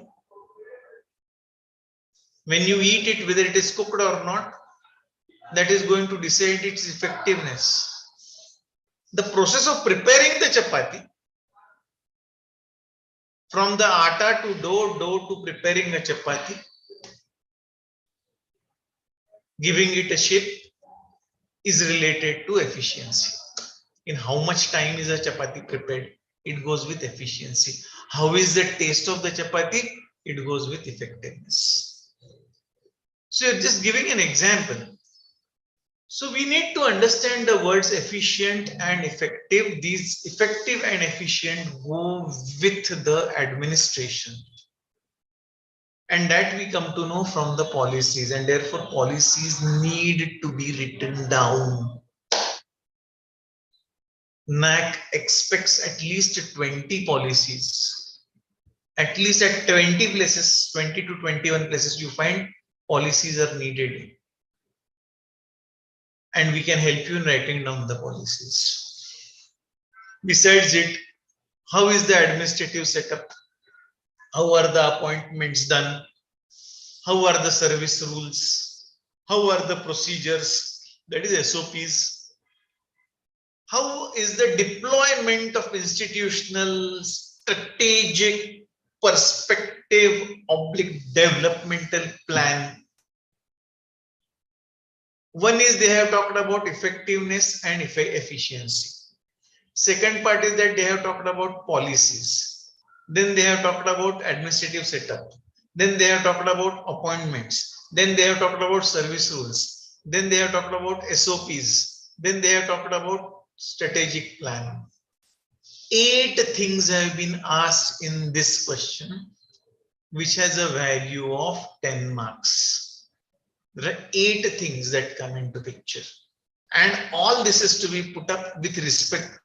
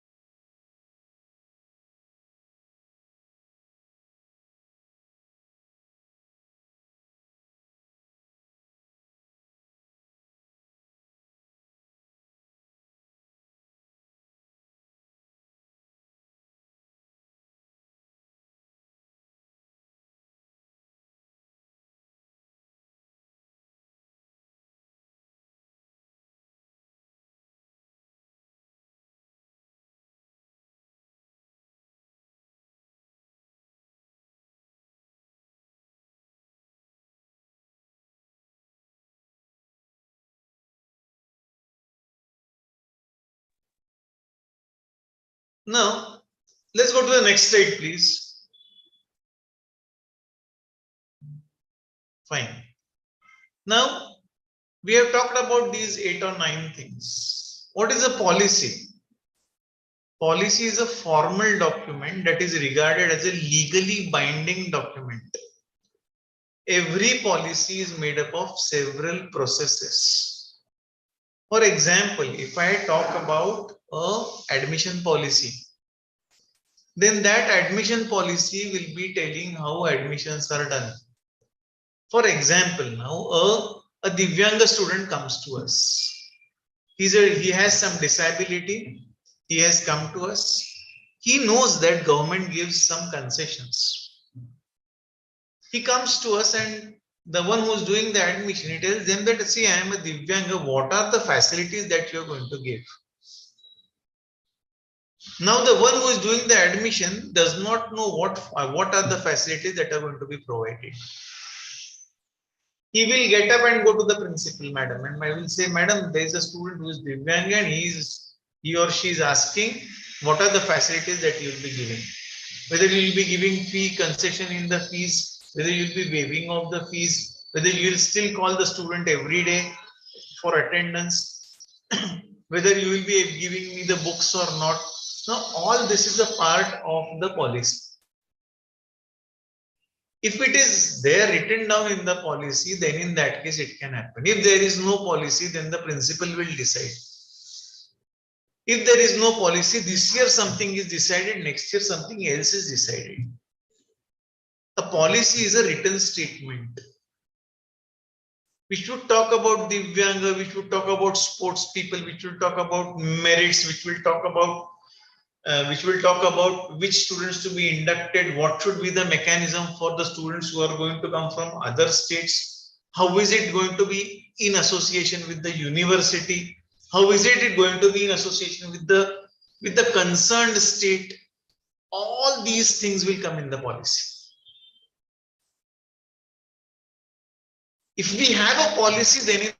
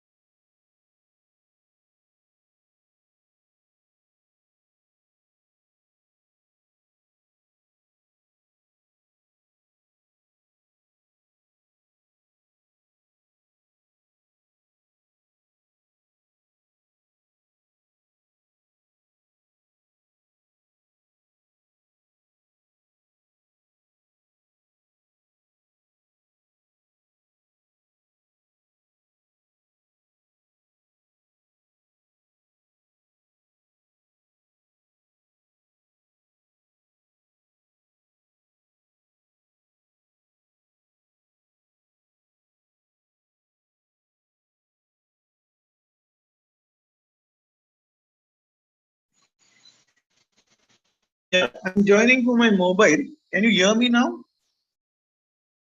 Yes, sir. You're Yes, audible. Yeah, the screen, waiting for the screen share to come.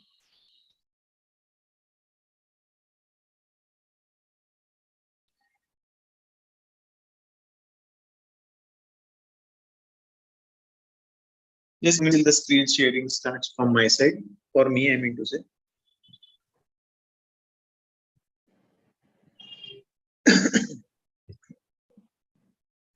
Can we change the slide, sir? Yeah, I'm not able to see the slide, but the screen sharing has started, but I'm not able to see the slide. But it is visible, sir, for us. No, here it's not visible. It just, I'm able to see that Salma Begum has started screen sharing. I'm not able to see it, but. Sir, please scroll your mobile phone screen, sir. You'll find it in the next page, maybe. No, there is no scrolling currently. Sir, I have already shared the screen, sir. You're not supposed I to. agree. I agree to you. I'm not saying no. The only thing is this, it's still not appearing on my screen. That's what I'm saying.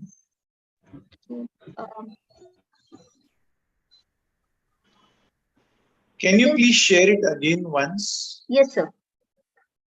Because it's not appearing with me.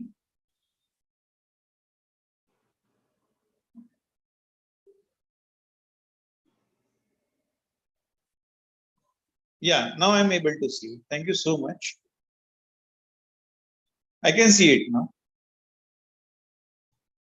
Fine. So now can you hear me? Yes. Yes, sir. Yes, sir. You're Yeah. audible. Yes. So now I'll be on my mobile itself, so that thing will be easier. Now so we were talking about policies. See how different it is. When something that pops up, something different comes in, that time we really get into a mess. As I made a mention that in case a student who's something like a sports student comes and says that, do you have a sports quota? Now the one who's doing the admission, he knows how to do the admission, but he or she may not know whether there is a sports quota. How much is the quota? What is the benchmark for it? What should be the number of marks that are going to count out over there? All that is there in the policies. And therefore, policies play a very, very important role. That is what I wanted to make a mention of.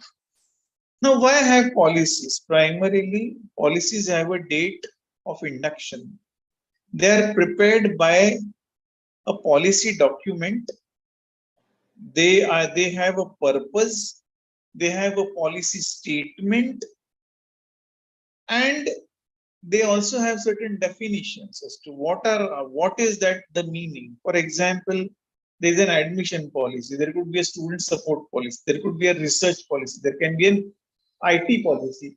All these are the policies that an institution needs to make. We can help you in making. We, the people of cluster, conduct workshops for institutions and help them to write down their policies.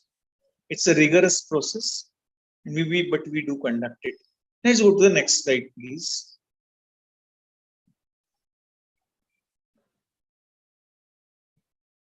Next slide, please. Yeah. You're able to see an administrative setup of a college over here. If you see the screen, you'll be able to see there are board of trustees. There are board of trustees. You're able to see the management, and you're able to see the principal. Then under the principal, there can be examination. Under the principal, there will be IQSC, vice principals, registrar. Under the registrar, you are able to see general administration, infrastructure, library, canteen, sports. He takes care of all these things. What do the vice principals do? The vice principals take care of department, committees, environment, training, placements, etc., etc., etc. IQC takes care of all quality related issues of the administration and the academics. So you're able to see this is one administrative setup that I have put up. This also often is called as what? Can anybody tell me?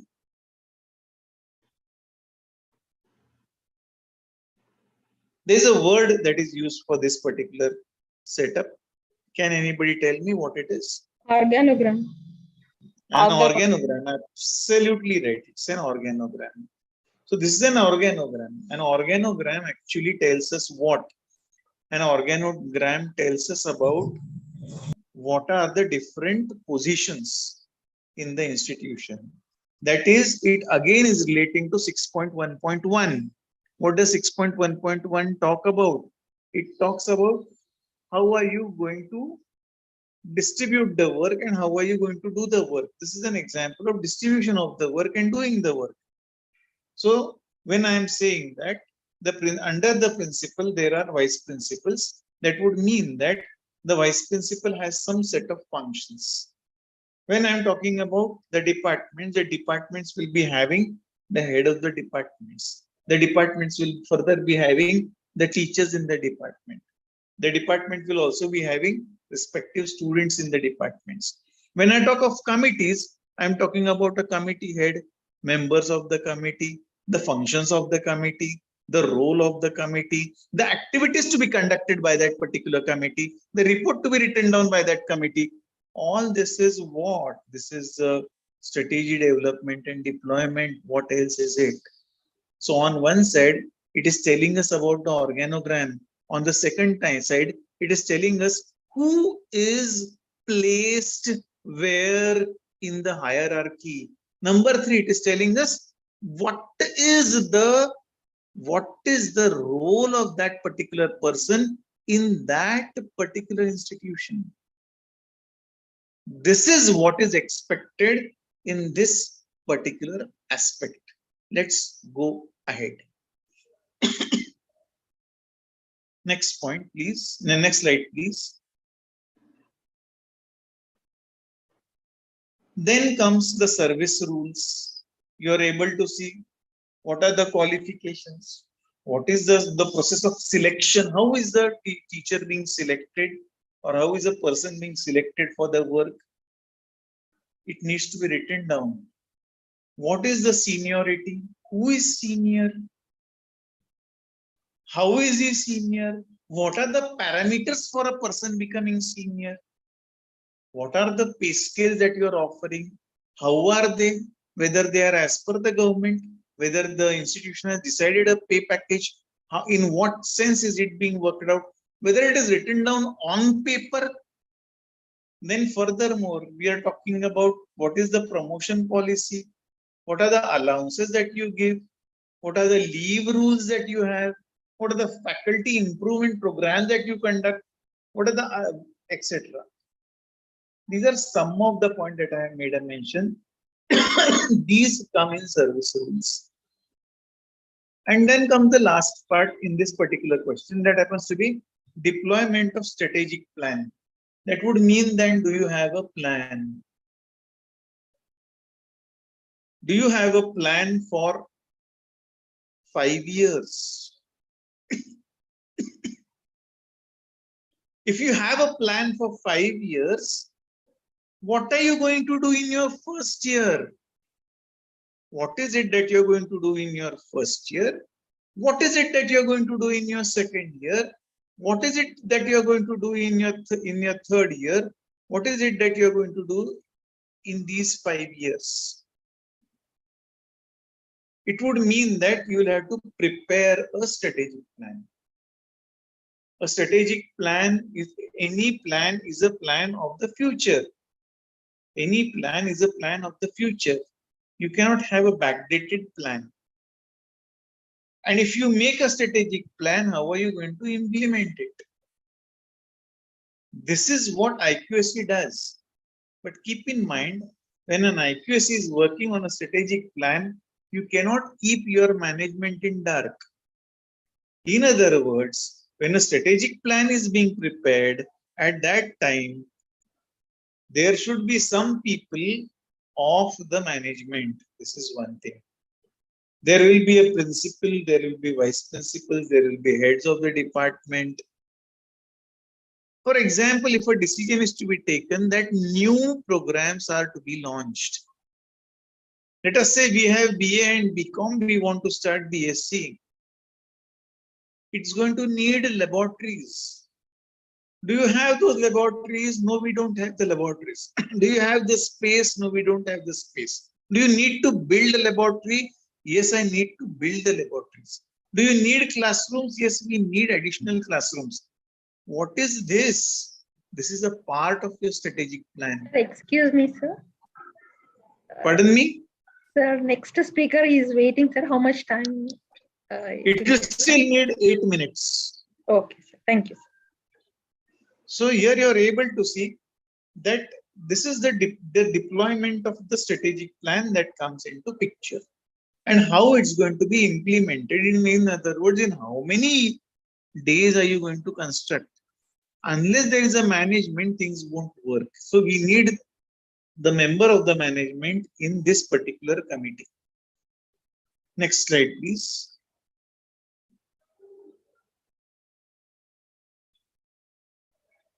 When we were talking about the strategic development and deployment, it was talking in 6.2.2. There were two questions. 6.2.1 was the first question. 6.2.2 was the second question.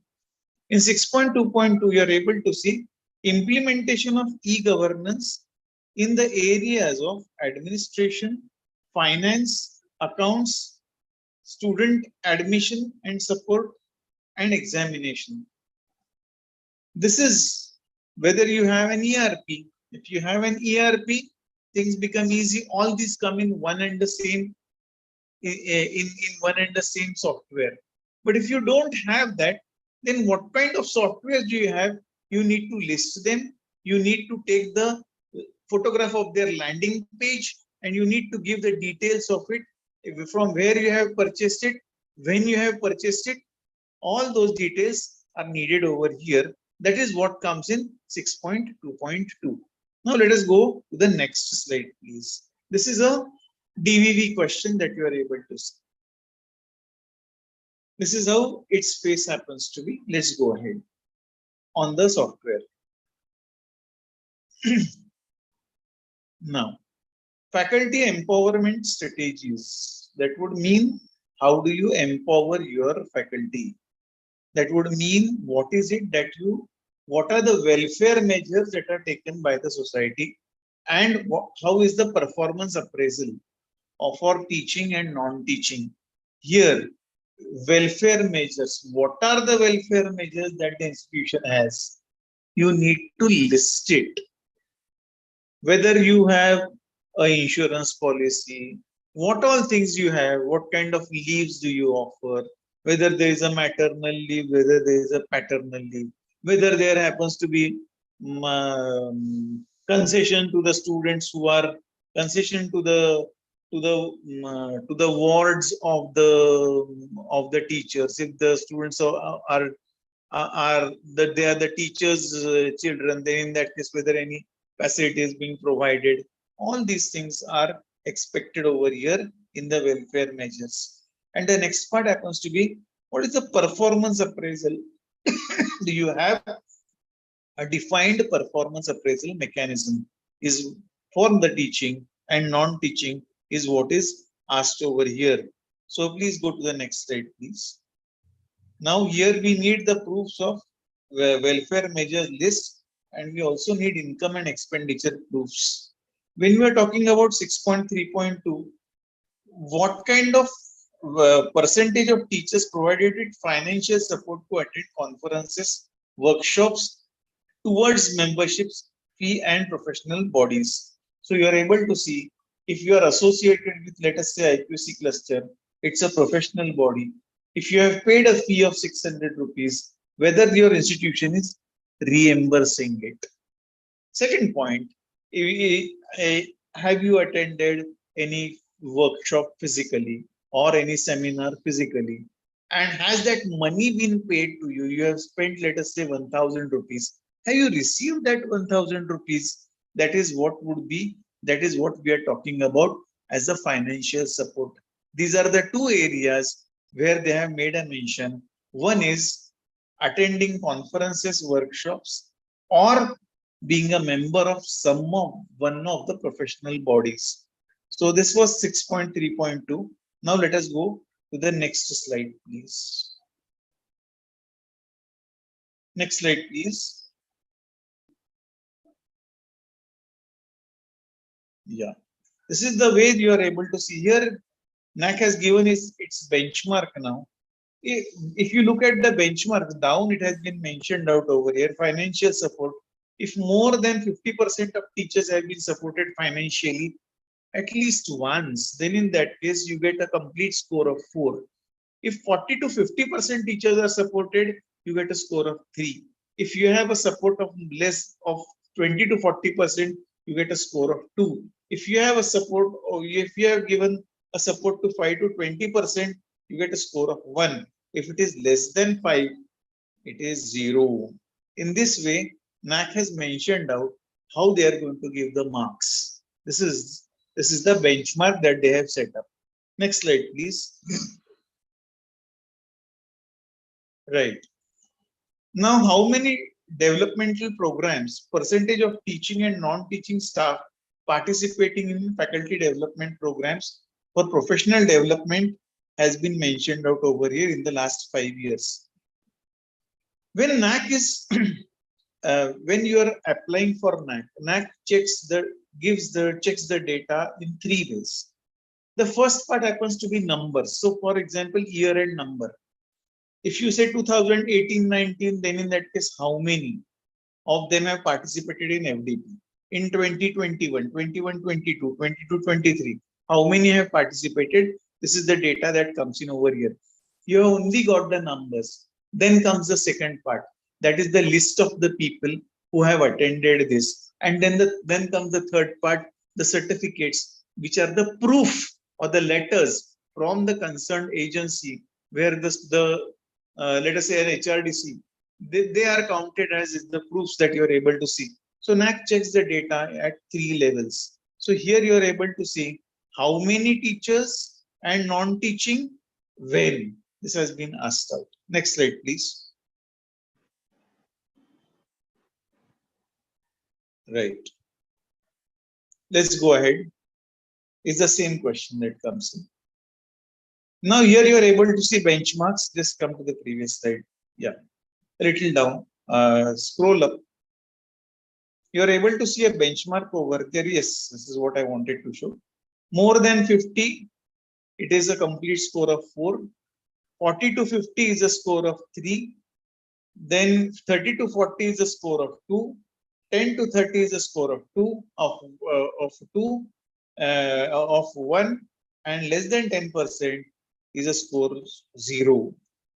We come to 6.4, financial management and resource mobilization. Institution has strategies for mobilization and utilization of resources and funds from various governmental and non-governmental organizations.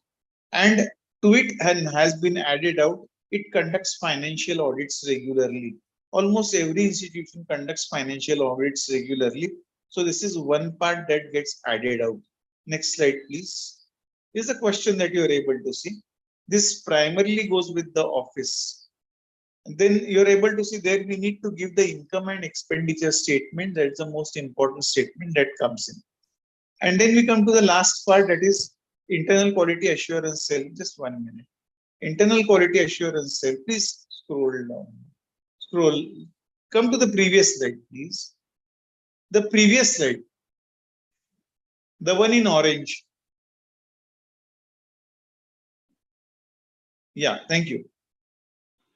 Internal quality assurance has contributed significantly for institutionalizing and quality assurance strategies and processes. This is one part. That means that every time IQAC needs to showcase that it has done better than what it had done in the previous cycle. Step 2, it reviews teaching, learning processes, structures and methodologies of operations, and learning outcomes at periodic intervals and records incremental improvement in various activities. It would mean that how active is the IQAC? How is it performing? Whether it is vigilant or not, whether it is checking the teaching learning processes, whether IQAC has entered the teacher's classroom or not. Whether a mechanism has been created whereby it is able to check how it is being taken care of. For example, that in 1.1.1, the teacher has prepared a teaching plan. In 1.1.1, whether the head has checked the teaching plan. Number 2, whether the implementation has been checked out. Number 3, whether any kind of peer reviewing has been done inside the classroom. Number 4, whether feedbacks have been taken. Number 5, whether feedbacks have been analyzed. Number 6, the peer reviewing and the feedbacks, have they been matched up? Number 7, how is the result? All these are being matched out and the performance of the teacher is being evaluated, which is reflecting in the performance appraisal mechanism in the question that has been asked previously. This is where the quality check is going to come in. Currently, what IQAC does is, what you have done, give it, we will add it and we will send the report. This is not expected. IQAC is expected to be a vigilant body contributing to the quality of the institution. Let's go to the next slide, please. 6.5.2. Yeah, now these are some very simple things, whether meetings are taking place, whether they are participating in NIRF, whether ISO is being done, whether NAAC, NBA is being done, whether any other accreditation or quality audit is being done, all these, and whether it is all the above, none of the above, two of the above, one of the above, that would mean that accordingly 4, 3, 2, 1, that's what is going to come in. So this was about the 6.5.2. Just scroll ahead. Next slide, please. Yeah. We have seen this. Let's go ahead. 6.5.1 has been done. 6.5.2 has been done. That's what you are able to see. Next slide, please.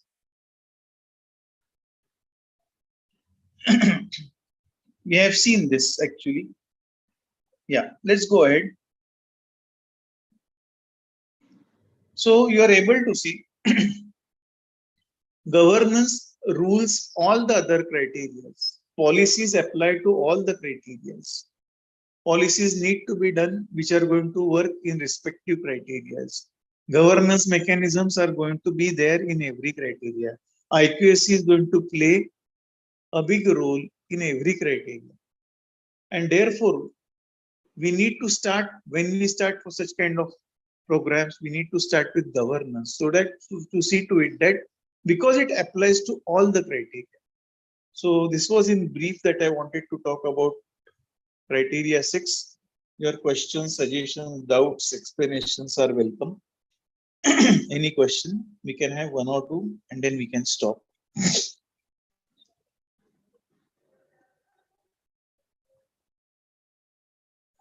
In case there are any questions in the chat box, please see it and please let me know.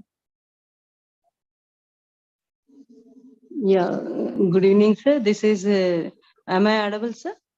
Yes, please. Yeah, this is Neeraja from Keshav Memorial, sir, Head Okay. Department of Commerce. Okay. I have one doubt, sir. What is a policy legally binding? And policy procedures legally binding means, what is the meaning of legally binding, sir? Absolutely.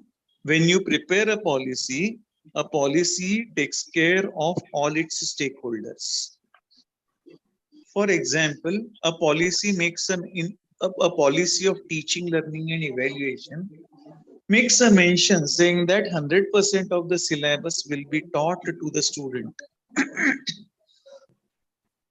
Now, if it is not taught, then what? Even that will be mentioned out. Which possibly could be that the student has a right to go to and complain to the principal. The student has a right to go 2 steps beyond that and go to the education department and maybe even to the court. We need, because we don't commit to ourselves, our students are at big loss. There are cases where teaching is, I have heard of them, where teaching is not done and the student is just helpless. He has paid a huge fee. He has not got anything. He again has to prepare something from somewhere else, appear for the examinations, and the institution is not accountable for it. When you set up policies, you are able to see, you have to follow them. I'll just give you one small example and then I can stop.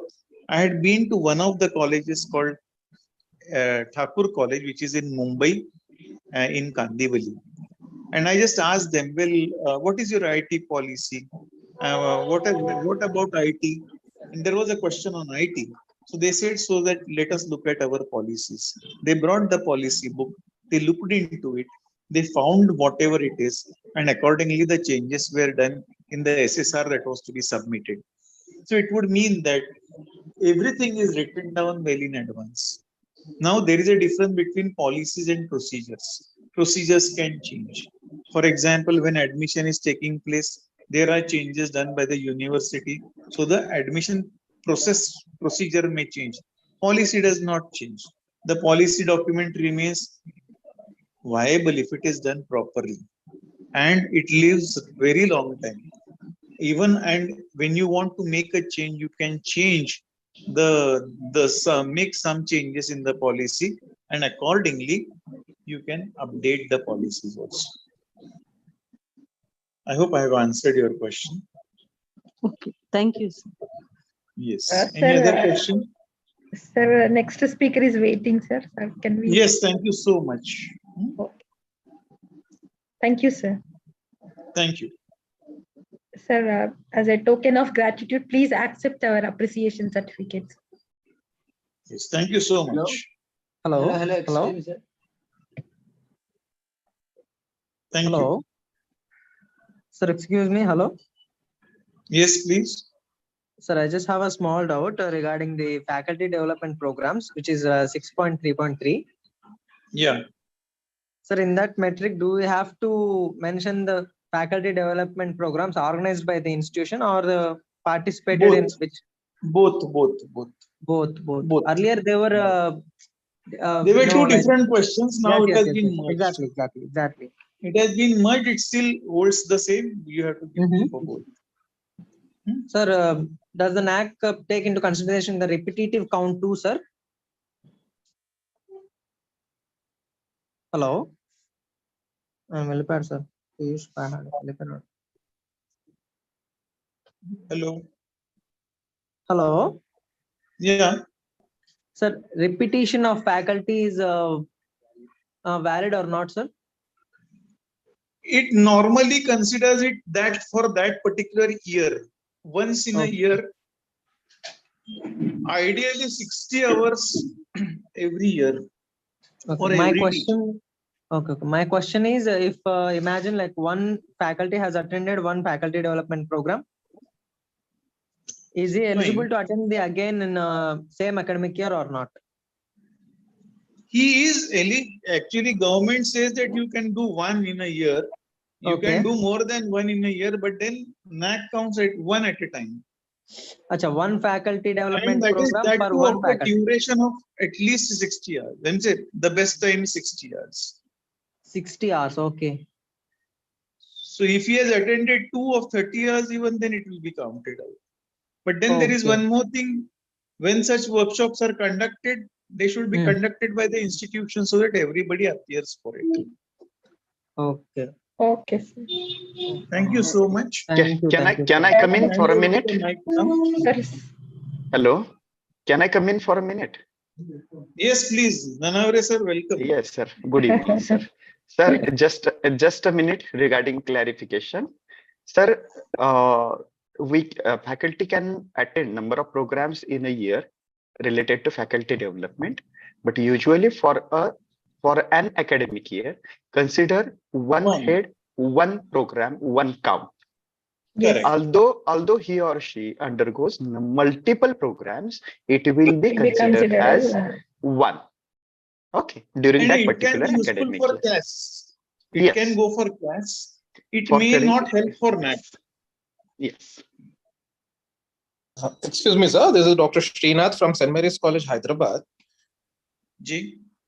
So one small thing, when we are attending the FDP, so it has to be minimum 30 hours? Yeah, actually, 5-day programs are recommended even for CAS, and normally they recommend that it should be from a recognized institution. I mean to say a HRDC or a university or a recognized program through the university, they get counted. Or at least an institution, your institution conducting it for 5 days. Not for a day, not for a 2 days. Secondly, it needs to be, there's one more aspect that counts out, and that happens to be, it needs to relate to your professional development. For example, we have a session on, let us say, a history of India. That may not help you in your professional development. If it goes with your teaching, training, learning, if it goes with your subject, it gets counted out. And therefore, they recommend it as HRDC programs, or nowadays you have online programs which are conducted under Pandit Madan Mohan Malviya scheme, or there are institutions like Ramanujan College who has been given these. They get or alternatively your institution conducting it for at least 30 hours. Not 1 day, 2 days. 30 hours would mean 5 days. 5, 6 are 30. So any limits are there for attending conferences and seminars also, sir? Normally, Nanavare sir, will you like to add? Yes, sir, please continue, because one of the matrix relates to the same thing. I'm going to explain on it. So I'm going to go have a word. Yes. Let's stop over here. Thank you, sir. Okay, sir. Thank you, sir. Thank you, sir, Peace, sir. Thank you so much. Thank you so Thank much. you so much. Now I would like to invite Ms. Salma Begum to propose formal vote of thanks to Pish Manohar, sir. Thank you, ma'am. Good afternoon, all.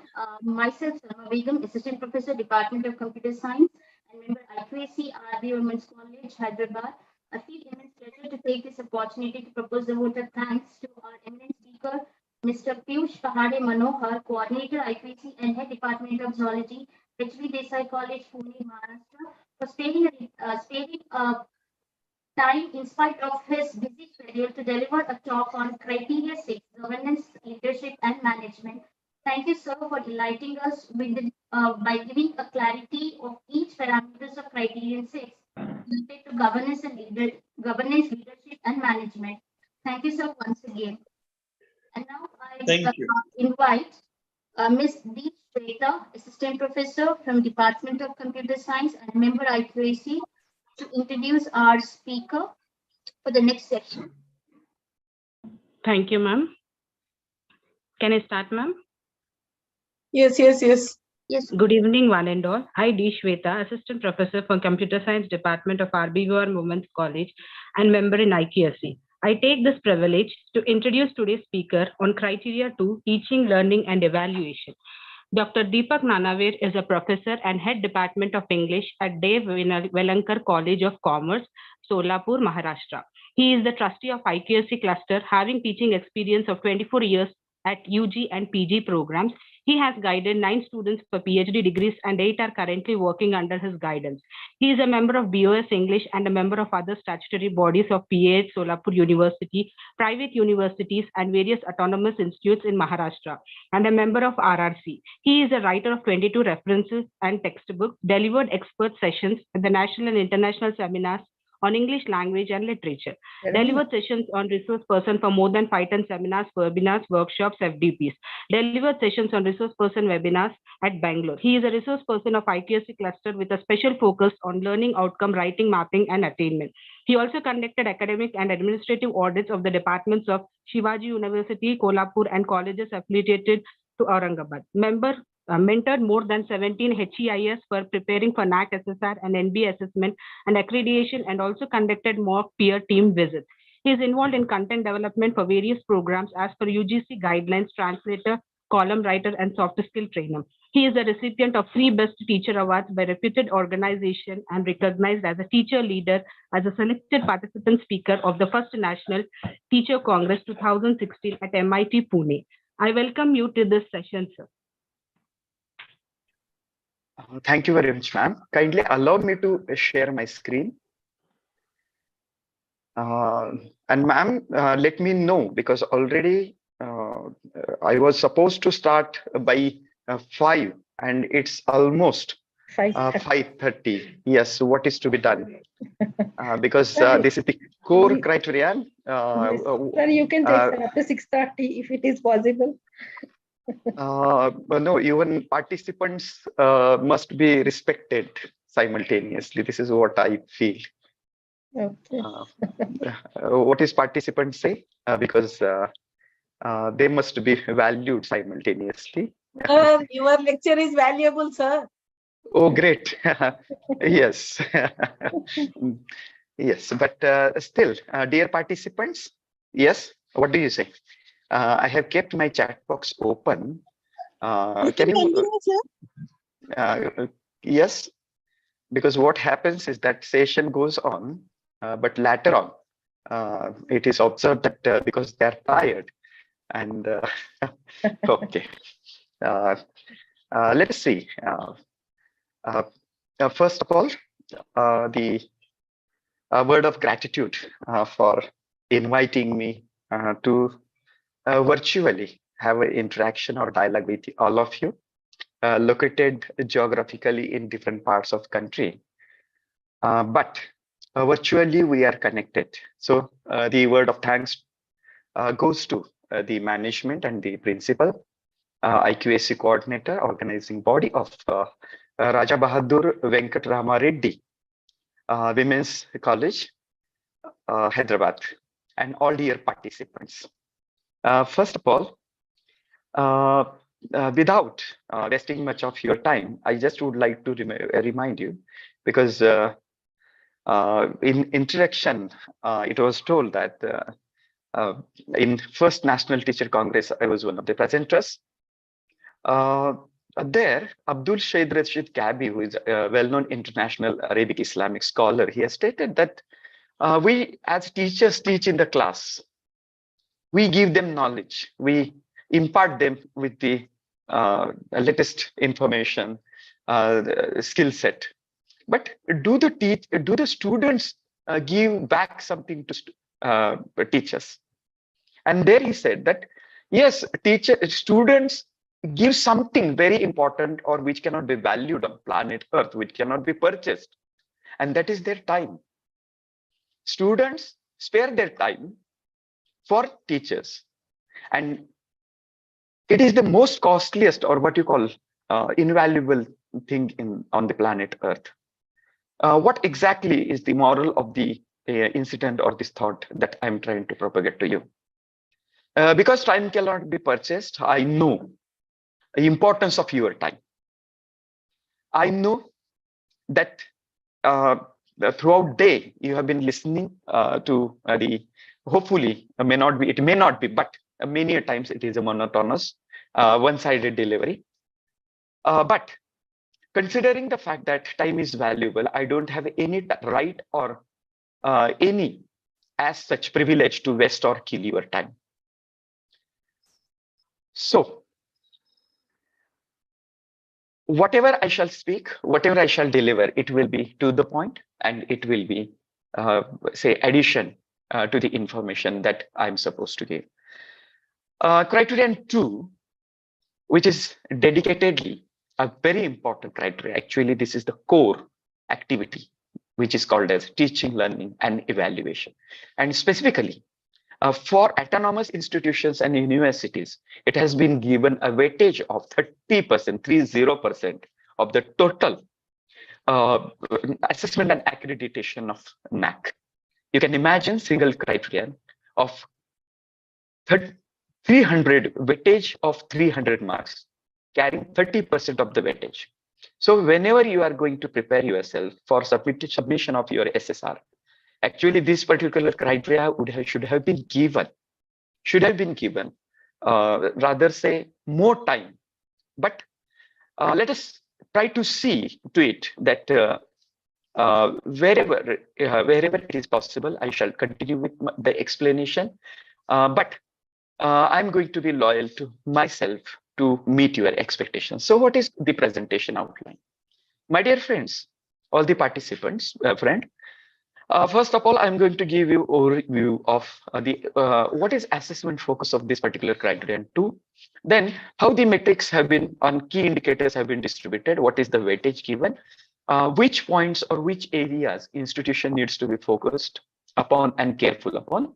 And then we are going to discuss each and every metric because you have a substantial number of metrics. Then wherever there is a explanation required, clarification required, terminology required, I shall try to give you very specifically. I shall try to be very, what you call, self-explanatory. But remember, if there is a query, there is a scope for explanation or clarification. And for that purpose, in the initial stage itself, I would like to tell you that I have kept my chat box open. So wherever, if you feel that if it is, there is going to be some question in your mind, I will be more than happy to address that particular query immediately during the course of discussion. So let us begin with. See, today we are going to discuss the manual which is being assigned or being prescribed for autonomous and autonomous institutions, and that is similar to university. Now, why did I project this particular slide, this particular image? Because we are autonomous, you are not affiliated. And autonomy, I always go on saying that it is not a disadvantage. In 21st century scenario, contemporary scenario, as well as in futuristic scenario, autonomy gives us an opportunity to develop and design system according to our benchmarks and our standards. Because when it is the concept related to developing our own benchmarks. It gives, remember, it always gives an opportunity to revisit our curriculum, not only curriculum, along with curriculum delivery, one. Secondly, it gives an opportunity to rethink over our pedagogies, that is teaching, learning, and simultaneously the evaluations also, and our what you call the measures or what you call initiatives to give more holistic or what you call complete teaching learning experience when students are with us.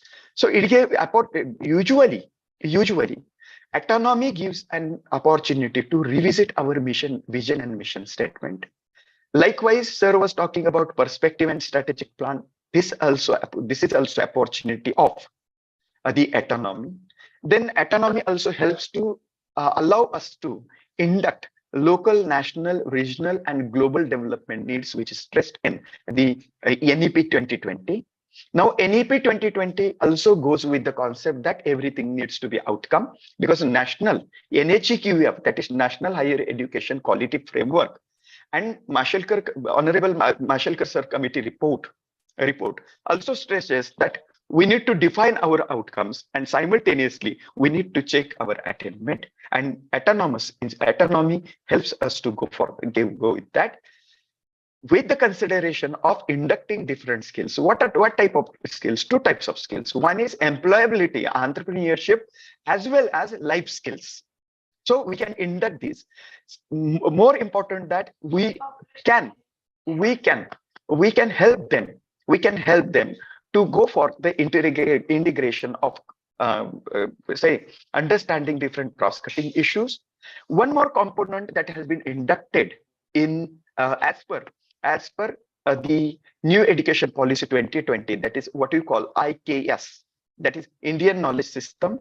Then it also helps related to what I told you, that SEC, skill or ability enhancement courses, vocational courses, and value addition related to course. And all these systems, with the help of autonomy, we can go with the systematic setup for our implementation of CBCS system. And finally, it helps for the stakeholder satisfaction.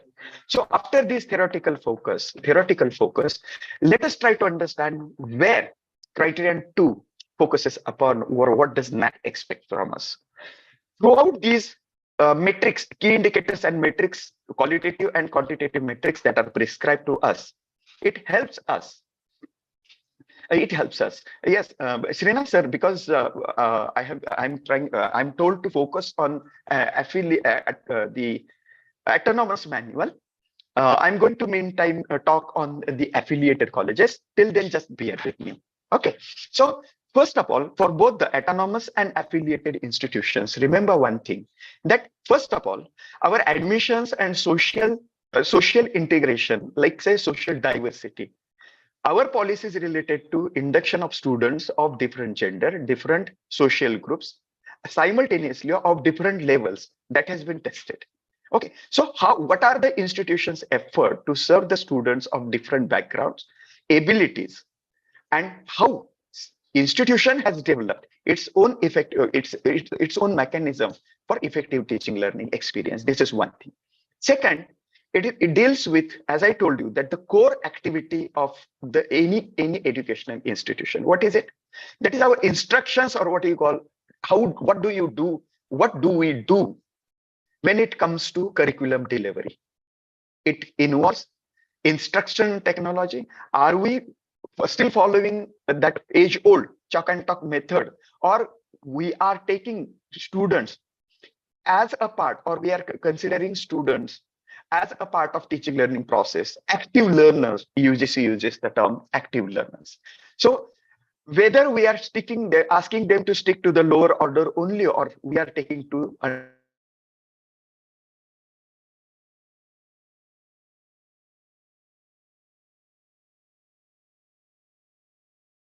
goes with the what they call proportion of student teacher, as well as what is the highest qualification, or what is the quality of the teacher among our what do you call say available teachers, teachers on roll.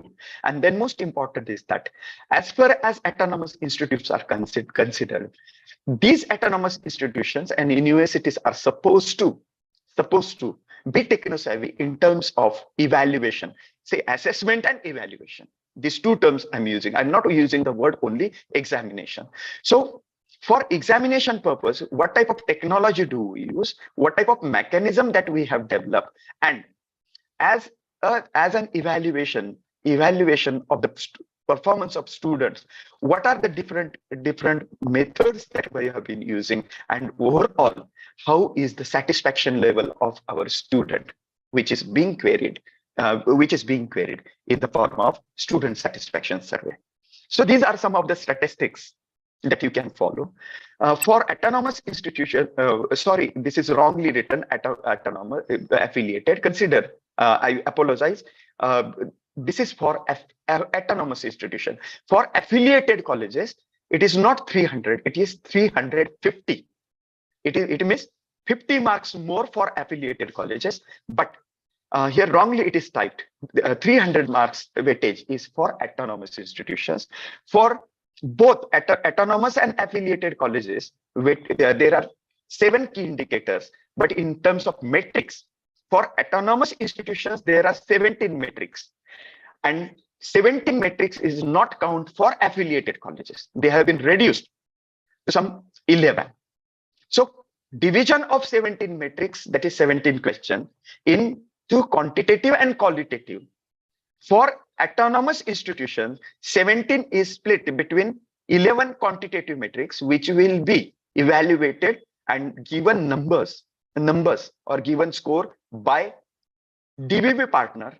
And when after pre-qualification by the institution, that is 25% of the score of total quantitative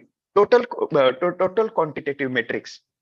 When peer team will visit to your institution, there will be qualitative metrics, number will be 6. So this is related to autonomous. Once again, I apologize. There is it is wrongly typed as affiliated colleges. Okay, so this is the distribution for autonomous colleges, and already I have told you that the count of the metrics for affiliated colleges is 11, reduced to 11, and for affiliated colleges, score is 350. Now, if you come to the score of score for each and every key indicator. Out of total, these 300 marks have been distributed. Say 50 is the highest count for from 2.4 to 2.7. And if you take a look at the affiliated college manual, it will be more compared to, because its weightage is 350 for affiliated colleges. So for autonomous institutions 2.3 onwards, you will find that every key indicator is assigned 50 marks. Compared to other criterion, you can measure over here, you can see over here that the score is high, and only 2.1 and 2.2, these two key indicators carry only 20 and 30 marks respectively. This is not the case. Already I have clarified, this is the case only with the autonomous. So basically try to be with me wherever there is no question related to affiliated college, affiliated college, which I am going to discuss. I will inform you that this question, this metric is not there for affiliated college. Okay, this is what I can do for you, Dr. Srinath sir. Okay, coming back. First of all, first metric for 10 marks is a quantitative metric, that is 211. What are we asked? My intention is to give you awareness very simplistically. Do not get burdenized. I promise you. Follow the method that I'm going to tell you. First of all, here average enrollment percentage is asked. How many years? Because there are two different types of metrics. Data is requested or solicited in two different ways. Either latest completed academic year, that is year 5, or certain metrics demand data of last 5 years. So this metric will request for all the 5 years data. What is it? First of all, program means degree. Let it be UG or PG. Suppose, for example, you have BA, Bachelor of Arts, write program name over here, BA, then BCom, BSc. Now, program will be different based on your specialization. Suppose, for example, if you have BA with English as a special subject, sociology as a specific subject, or BSc with zoology as a special subject in final year, as well as chemistry, they will be different programs. Don't write only BSc. Take this care. So this you will have to clarify from your autonomous, from your affiliating universities, that what are the programs. What is program? Program is degree. Do not get jumbled with course as a course as a degree. Course is a paper. I'm going to explain it later on. So when you are dealing with business related to SSR or AQR, program is a degree and course is a paper. So here we have been asked related to what? Related to the program. Program, that is degree. Now, most important is that we are supposed to go for giving the information related to year 1 separately, year 2. Likewise, you will find Excel sheet. You will find Excel sheet related to all the 5 years. So, 1, write name of the program. Suppose I give you example, BA English, program code. You will have to prepare. If you will have to prepare, write program code. Then, what are the number of seats sanctioned? So, if you are claiming that 120 is your sanction for first year, you, as a documentary proof, you will have to provide the letter of the authority, letter approving your strength to be 120. If it is in regional language, get it translated into English and certified by the principal or countersigned by the principal. Okay, what is to be filled in and its letter. If you have taken additional intake permission during that particular year only, then you will add those number which you have been sanctioned temporarily, and simultaneously you will provide additional sanction set later. And here in the last column, you will write the number of exactly admitted student. Now, when you suppose against 110 or 120 sanction sheet, if you have written that number of students admitted for that particular program for year 1, that is first year, is 115. Now, as a documentary proof, you will have to prepare a list of the student, name of the college, academic year, name of the program, serial number, name of the student, his roll number, then enrollment ID and the class. You will write, and your list of the student should be matched. That is, if you claim that 115 are admissions, the list will be of 115 student that needs to be matched up. So for all the 5 years, what did I say? Write sanction sheet. Do not mix all the programs together. Program wise list, fill in that Excel sheet, and along with that, provide sanction letters translated in English, and simultaneously the list of the students for all the 5 years. This will help you to give you the score of 10 marks. And then now, all of you are aware, NAAC has even published the benchmark also. So follow the benchmark and try to look at where you stand in the score sheet. Okay. Now coming to the next, that is 212, which is quantitative metric. You are asked the percentage of seats filled in against the reserve category. That is SC, ST, and others.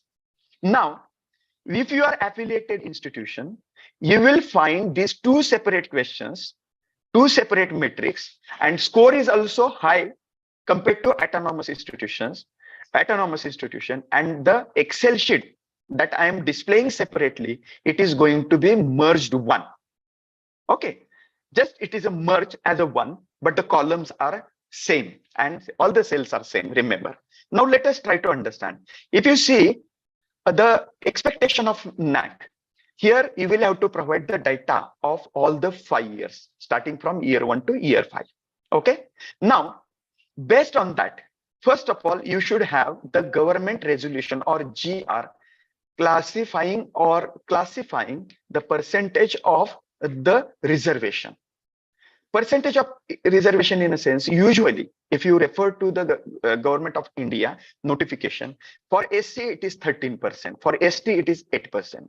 So likewise, you will have to write what is the number of, on the basis of sanction seat, I repeat. Suppose 120 for that particular program was 120. Out of 120, how many or what is the number that you have reserved according to government norms for SC, according to sanction sheet, then for ST, for OBC, general, and others.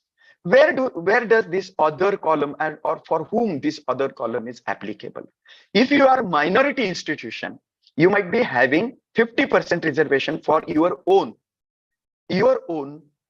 say concern, on which you have solicited or taken the minority approval status, minority status. So for whatever percentage or whatever number you have reserved for your minority student, that must be written, and right side column will be actually out of total students, those who are admitted in the institution, how many students are admitted for SC, ST, OBC, general, and other category. So you will have to take a note of this, that you should not cross. Suppose you have reserved some 13% for SC, and your admitted students cross 13%, software will not accept it. It will be queried, because students, those who are admitted against, although a student is of a reserved category, if a student is admitted or placed or given admission through open slot, he will not or she will not be considered under that particular category. Then that's why there is a term, or there is a word you can see on the screen, that is 5 years supernumerary seat. Okay, so those admissions which have been given against the reserve quota must be counted here. As a documentary proof, now what will you do? 1, government GR, let it be central or your state, Again, if it is not in English, get it translated, highlight the reservation percentage. If you are minority institution, then provide the copy of minority institution over here. And right side, when you claim that number of students are admitted, whatever list you have provided for 211, divide them, segregate that list category wise. For example, year 1, so and so academic year, then list of the SC student, open student, ST student, and number should match. So I suggest that instead of working on these two metrics, 211 and 212 separately, use the policy of one institution, one data. Because usually, as it was told that I have been associated with number of institutions, they're gone calling me, and when DVB comes, they're being queried. Remember, if 211 is challenged, that number of students admitted is challenged, directly or indirectly in DVB, minimum 14 to 15 metrics are being queried. Because it will affect student-teacher ratio, it will affect percentage of students undertaking certificate courses, number of students undertaking, or percentage of students undertaking experiential learning, courses on experiential learning, then feedback percentage, then student satisfaction survey, then category-wise split up, then student-teacher ratio, student-computer ratio, percentage of student availing scholarships, percentage of students, again, getting benefit of competitive examinations, then sports activity, number of metrics will be confused. So one institution, let me give you the example, at three different places, count of admission was different. When I queried, one source of information was the admission computer, second was student register, third was the TC register. So they told that the data collected by different committees, different people, was from different sources. So before you start preparation or start preparing to address or respond to these entering these values, remember, it is the role and responsibility of IQAC coordinator and core team of the institution to first of all finalize the data related to student admission. What are the programs that we are going to show? What are the programs that we are granted or permitted? What is our intake capacity? In which year it was increased? All those letters simultaneously. One list that during this particular academic year, our student count was this and this. This is the final. Log those statistical data and then distribute among the students, so that you will not face problem in terms of what? No, you will not face a problem in terms of when you will go through DVB process. Now, Ujjwal sir has asked, Saharia sir has asked questions. Sir, sports quota inactive will come on others. Sir, sports quota is not considered over here. And as a matter of caution, I'm going to tell you that many institutions try to change the Excel sheet that is called as a data template.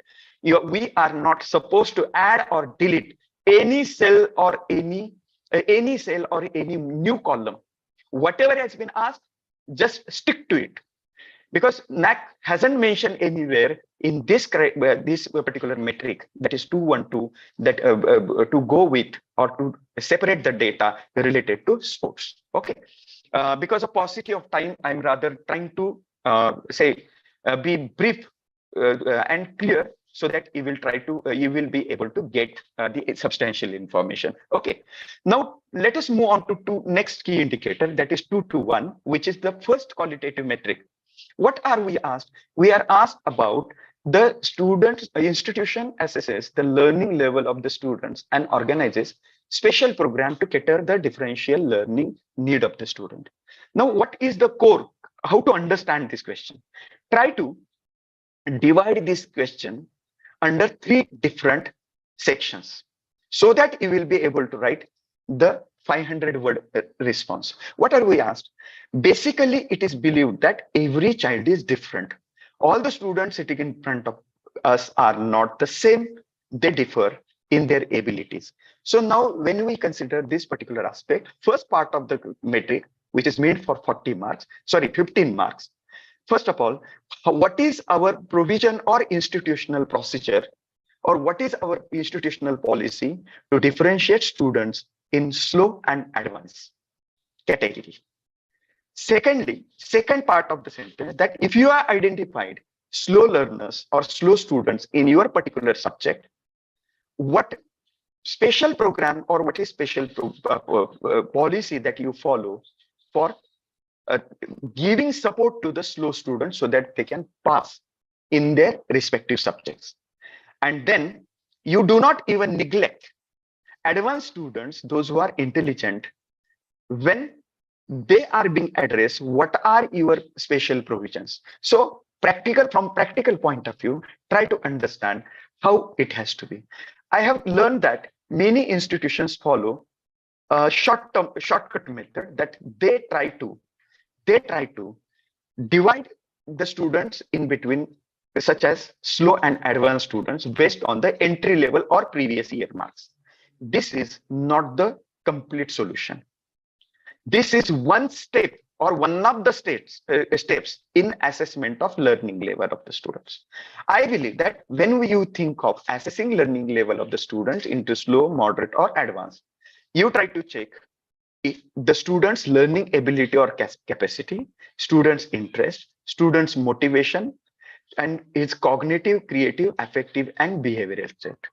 Two types of pedagogies or two types of assessment methods. One, formative assessment, and there is another method which is called as summative method. What is formative? For means we teach some concept in the class, and after teaching some concept in the class, we just ask some brisk questions, and there we try to understand whether students have understood the concept or not. Summative questions are the questions which are asked in different types of formal evaluations or formal examination. It can be midterm, semester, or final examination. Now coming back to how to assess, you can follow the method like, first of all, entry level marks can be one of the criteria. Second, at entry level, you can conduct a baseline test, it is called as some diagnostic test or baseline question, a short test where you ask different questions to the student and try to check his base of that particular subject. And the next would be the ability of evaluation comprehension. This can be a teacher's experience of related to students, that how far he is responsive in the classroom. And you can design your benchmark and you can prepare those sheets. And after say our months, after a month or 15-20 days or a month, a teacher can divide, but don't declare them openly, because this would create vertical divide in the class. So just communicate to the students that he has been placed. Now, this is the part first. So when you are writing response of 500 marks, first of all, your heading would be your policy, institutional policy, and the procedure that you follow to divide the students into different learning levels. What are the methods that you follow? You can explain. One. Secondly, I have displayed some of the traits, how you can identify, how you can understand who is a slow learner. Starting from slow attention or less concentration, it can go along with what you call lack of mental power. And I can give you some of the exercise. You can take a snapshot of it. These can be the possibilities that you can go with. One, for slow learners, to help them to pass in the subject, one, you can provide them the special guide session. Next, you can organize remedial coaching. You can conduct special tutorials, special self-study sessions, study material. Study material will be even for advanced students, but remember, study material for advanced students will be higher order.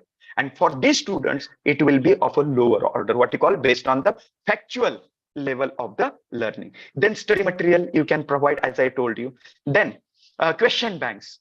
For both you can provide, but already I told you that for the question banks, you can go with the concept like what you call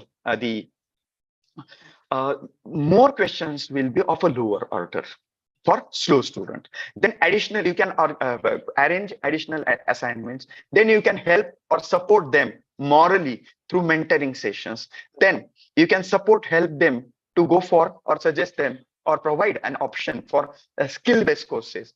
There is a concept called peer teaching, means an intelligent student in a class, he is introduced among the students, because being a peer, in a light manner, he can communicate some of the methods. Then counseling sessions or compensatory teaching method. What is compensatory? If he has missed something, some session, some topic, that as a compensation, what do you provide? And there is one more concept called as an alternative teaching method. What is that alternative teaching method? If explanation doesn't work, you can provide them some with the video access or some situations so that they can understand. So you can select the slow learner methodologies, but remember, you will have to document everything. These days, doing and not doing has become a crime these days, because until and unless you are able to provide the documentary support. So at institutional level, you will have to prepare whatever is possible for you. I have cited some of the traits of advanced learner. That is starting from power of abstraction, higher order problem solving skill, to his higher energy and creativity. One can go, or institution can plan for, say, providing him higher order study material, then a separate session to deliver advanced knowledge into the subject. Then he may be interested, or he may be allotted some independent learning projects. He may be given some research projects, and he may be inducted in the different types of activities related to the subject. Then he may be encouraged for self-assessment. He may be mentored for going for preparations related to competitive sessions or competitive examinations, or he may be encouraged to take up MOOC or the different areas. My dear friends, remember that all these activities may not be possible, but whatever you do, all the departments needs to be, IQAC needs to play a very instrumental role over here, that when you communicate or inform in the IQAC meeting, prepare a policy that what are they expected to do, and simultaneously, when they have met, what type of study material has been given. Departments are expected to maintain all these documents, but most important is that when peer team members interact with the students, see to it that they respond to the query of NAAC peer team member that these sessions were being conducted, because this is a qualitative metric. Next, move on to the next metric, that is 2.2.2, which is quantitative metric, queries about student and full-time teacher ratio. Score allotted is 50. And remember, here you are asked data of only one, that is year 5. Year 5 means latest completed academic year. What is being asked? When you will be uploading your number of students on roll, it should match with the year 5 of 211, that is, and your extended profile. Value should be same. So take count of all the programs and convert it into a single value. Don't go along with the program. Number of students during that academic year in all the programs, degree programs or postgraduate programs taught in your college or institution. Then number of teachers, and what type of teachers? I quote, full-time teachers. Number of teachers, full-time teachers in your institution. Now NAAC has clarified that many institutions commit a mistake over here. They add part-time, they add ad hoc, or they add visiting faculty over here. Do not. NAAC has defined what does it mean to be full-time teacher. A teacher who is appointed or given an appointment for minimum 90% of the academic year, and he is being given responsibility of minimum 90% of workload which is assigned for a regular full-time teacher. Means minimum 90% of workload and minimum 90% of the tenure. Now if you are granting aid or government granting aid institution, then also means your teachers might be permanent teachers, permanent full-time teachers. Does it mean that if you are not given an opportunity to fill in the post, your granting aid institution, apart from granting aid programs, you might be running you might be running the programs which are self-financed. For self-finance, you might have been given the approvals related to full-time post, or your institution might have prepared what is the approved full-time number of the teachers by the management. Here, for this metric to be considered, not only in 222, but remember, in next three metrics, we are going to consider this particular definition. In 2.4 indicator, I'm going to come back again to full-time teacher, but here itself get it clarified that if the faculty is appointed as a full-time temporarily, but full-time by the management for that particular academic year, that is accepted. So now when you are going to fill in the SSR, number of students admitted during year 5 and number of full-time teachers. So there is no separate data template or Excel sheet for this metric, because this is linked with the extended profile and 2.4. I'm going to explain over there. But till then, just remember what documents are needed to be given. 1.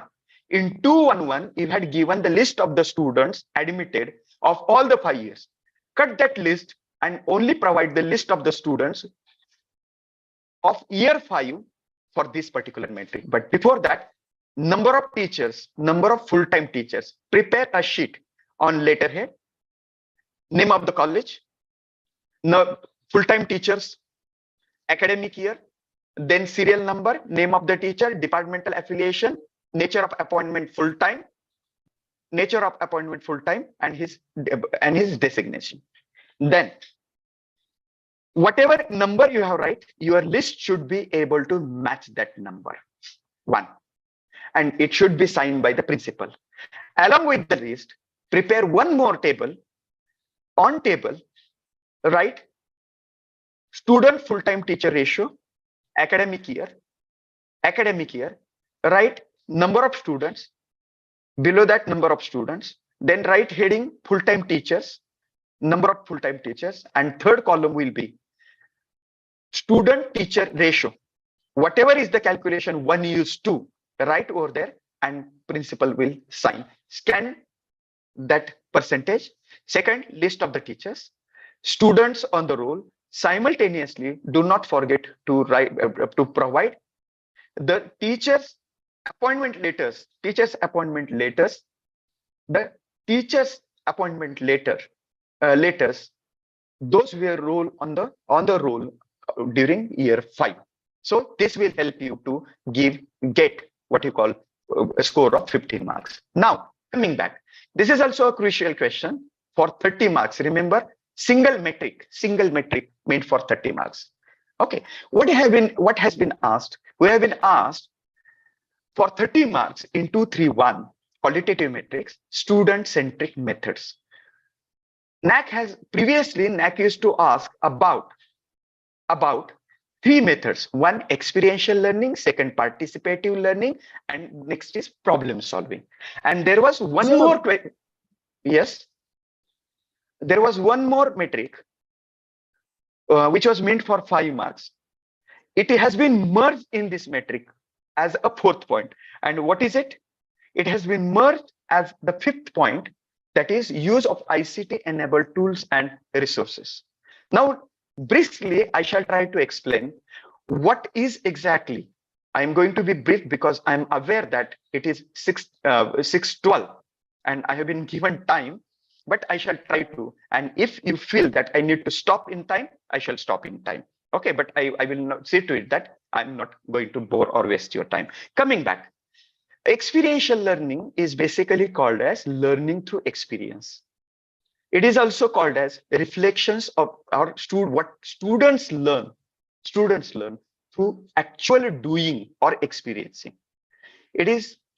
When they experience something, they learn something based on the basis of their ability. Intentionally, I have displayed, say, like survey activity or students of zoology visiting zoo or visiting laboratory and practically experiencing. You may ask, Sir, these are from science. For arts, faculty like arts. Suppose a student is of a sociology or political science. He may be engaged in the role play activity like mock parliament. So here, as a teacher, we need to see to UGC University Grant Commission's expectation that hereinafter, and even new education policy also stresses that student will be actively involved in teaching learning process. He will not be passive. And what would be the role of the teacher? Role of the teacher will be a facilitator, mentor. He will not be the dictator. He will be guide by sight. A student needs to be given choice of learning. A student needs to be given a choice of learning, like a cafeteria, not like a mess where there is no choice of learning. So that's why now new education policy in terms of pedagogies, outcome-based education, now UGC has asked us to prepare rubrics. How do we map to which levels we are going to take students and what would be our teaching plan like, and how are we going to assess our student based on the outcome, our objectives and outcomes, what do you call, learning objectives and learning outcomes related to that particular subject.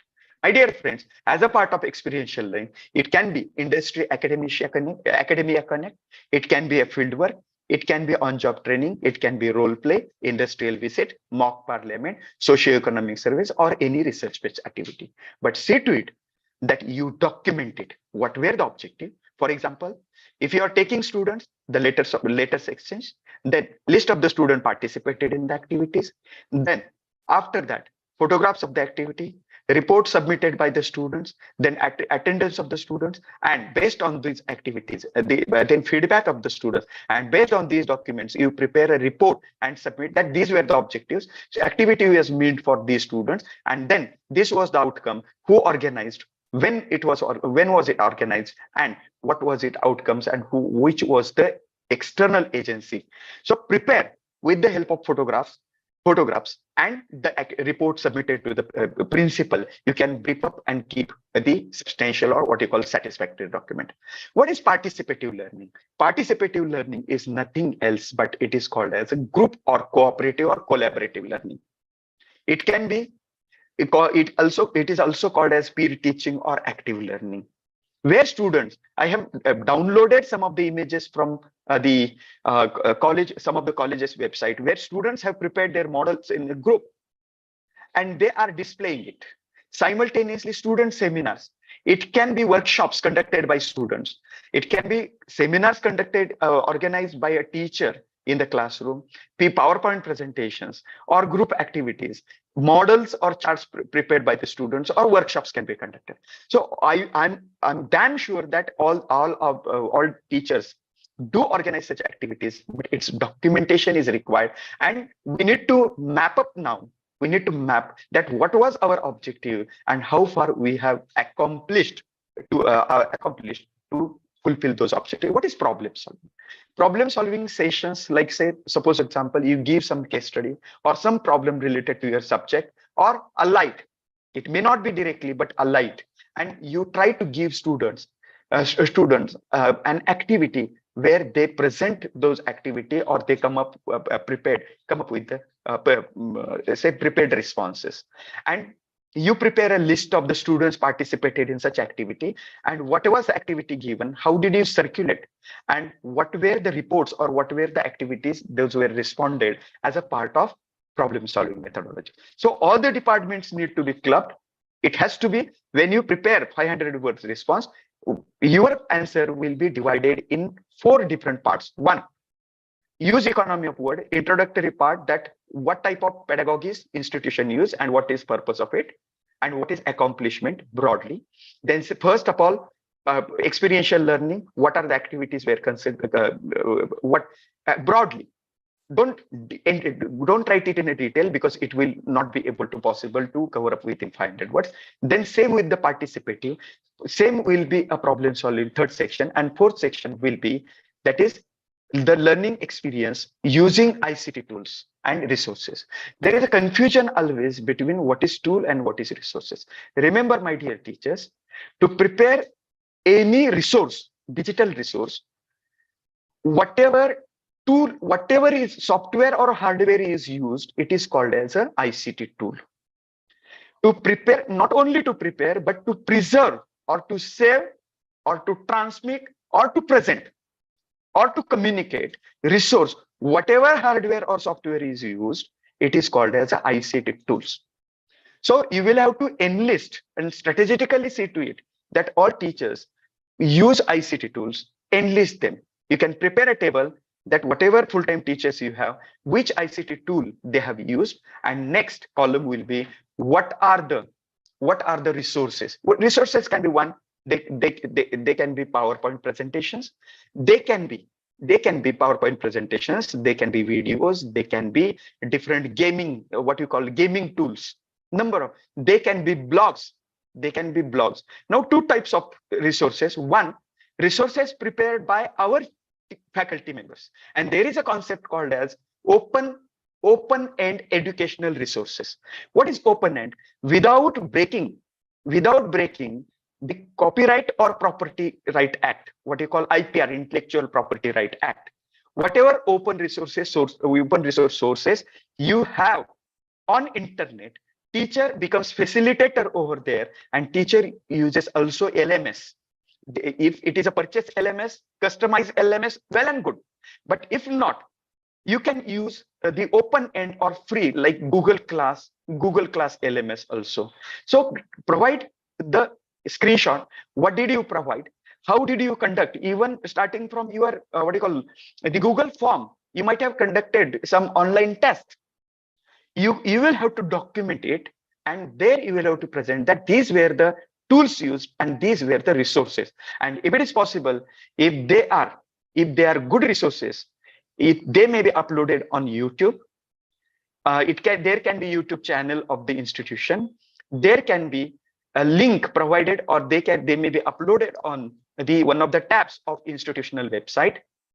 Secondly, if they can be uploaded, those PPTs can be uploaded, and there you will have to prepare a list of the one more column that is in front of the name of the teacher, year-wise, what are the links of those resources generated. So all these things you will have to club within 500 words with the substantial document. And because it is the weightage, there is a weightage of 30 marks. I little bit gave you the extended, or what you call the extensive information. Let us move on to the qualitative metric 232. The institution adopts effective mentor-mentee schemes for affiliated colleges. Previously, this metric was there, but now this is not there for affiliated and constituent college. 221, where I told you slow and advanced learners, that matrix is also deleted from the new manual for affiliated college, but for the autonomous, it is there. Does it mean that affiliated college needs to close down that facility? No, I won't encourage you to stop that procedure, because number of times manual gets changed and suddenly these questions are reinducted. For example, in criterion 1, previously there was no point like say value-added courses in affiliated college manual, but in recent manual, along with certificate and the add-on courses, the courses like say add-on course, value-added courses have been inducted. So I would suggest that if these questions are not there, these points are not there directly asked, you can present them in one of the affiliated or constituent manual, where you have been asked the institutional curriculum delivery mechanism. As a part of curriculum delivery mechanism, you can say that you go on assessing students' learning there, providing special programs for that, then student mentoring scheme also. Now coming back to the explanation. First of all, try to understand what is mentoring or who is mentor. All of us can be mentor, but do not get confused with the concept of what you call counselor. Counselor is a certified professional. All of us may be mentors, but all of us may not be counselors. So whenever there is going to be discussion of criterion 5, try to see that when there is a concept of supporting students, it can be support. What kind of counseling will be required? Career counseling, psychological counseling. So these are the different types of counseling experts that have to be inducted into our institutional what you call setup. But mentor All the teachers can be mentor. Here, who will be considered as mentor? Full-time teacher. I said full-time teacher will be considered as a mentor. Now, full-time teachers will be associated, related to what? Related to academic related their queries, and then student psychological issues. For example, psychological, I'm not able to, student ask questions, sir, I am not able to remember. I'm not feel like studying. I'm not able to concentrate. I'm not able to sit for a longer time. I have fear in mind. Simple. First year students questions will be different, and final year students question will be different. Like first year student may ask you, what would be the area, or what would be the specialization can I go for? Or the third year student would ask, shall I go for PG or shall I go for some placement? So go divide student first of all at your institutional level. What is data being considered? Issues related to mentoring, I told you. What type of document? Here you will write, first of all, what is the process that you follow? What is the process that you follow? You have designed your policy of mentoring. Every year, there is an allotment or announcement of mentors. There is announcement of the mentor-mentee distribution, that behind every teacher, you allot certain roll numbers or certain students. Then you have a committee, mentoring review committee. At certain frequency or certain time span, that committee monitors the process. And whoever is a mentor, suppose I am a mentor, what do? I design my calendar, or mentoring committee design the calendar, and then student come up with the question. You have prepared your what you call a long book or register or some form. It can be kept maintained digitally also. What was when did you meet? What was the time? Then what was the query issue raised by the mentee? Then what was the mentor's response? And signatures of the both. It will be a proof. It will be the proof. And then before you start with the question, take some information. So, but take some database. Mentor takes the database of the student. That what are, like say, SWOT analysis. What are his strength areas, expertise? What are the opponent? What is his fear? Then entry level marks and all. So that mentor gets complete information that what the student needs to be told. And then when you upload when committee will visit to you, or when you are uploading information, every year's notifications or notices or circulars with the principal signature, announcement of the scheme, allotment of the mentor to mentee, then some of the cases, and even the meeting registers, some of the scan copies of the meeting registers of the mentoring committee, and the report submitted by the mentoring committee to the mentoring committee, and final report submitted by the mentoring committee. This will be additional what you call benefit to you. So this will be for 10 marks. Now, for this is not this question, this metric 233 is not for the affiliated colleges. This is for only autonomous now. In qualitative metrics, we are asked preparation and adherence of academic calendar and teaching plans by the institution, and describe in qualitative and response. We are asked to describe how do we prepare our academic calendar, how do we stick to organize the program throughout the academic year according to academic calendar. If we miss, how do we, or how far to what extent or to what percentage are we able to follow the academic calendar and even teaching plan?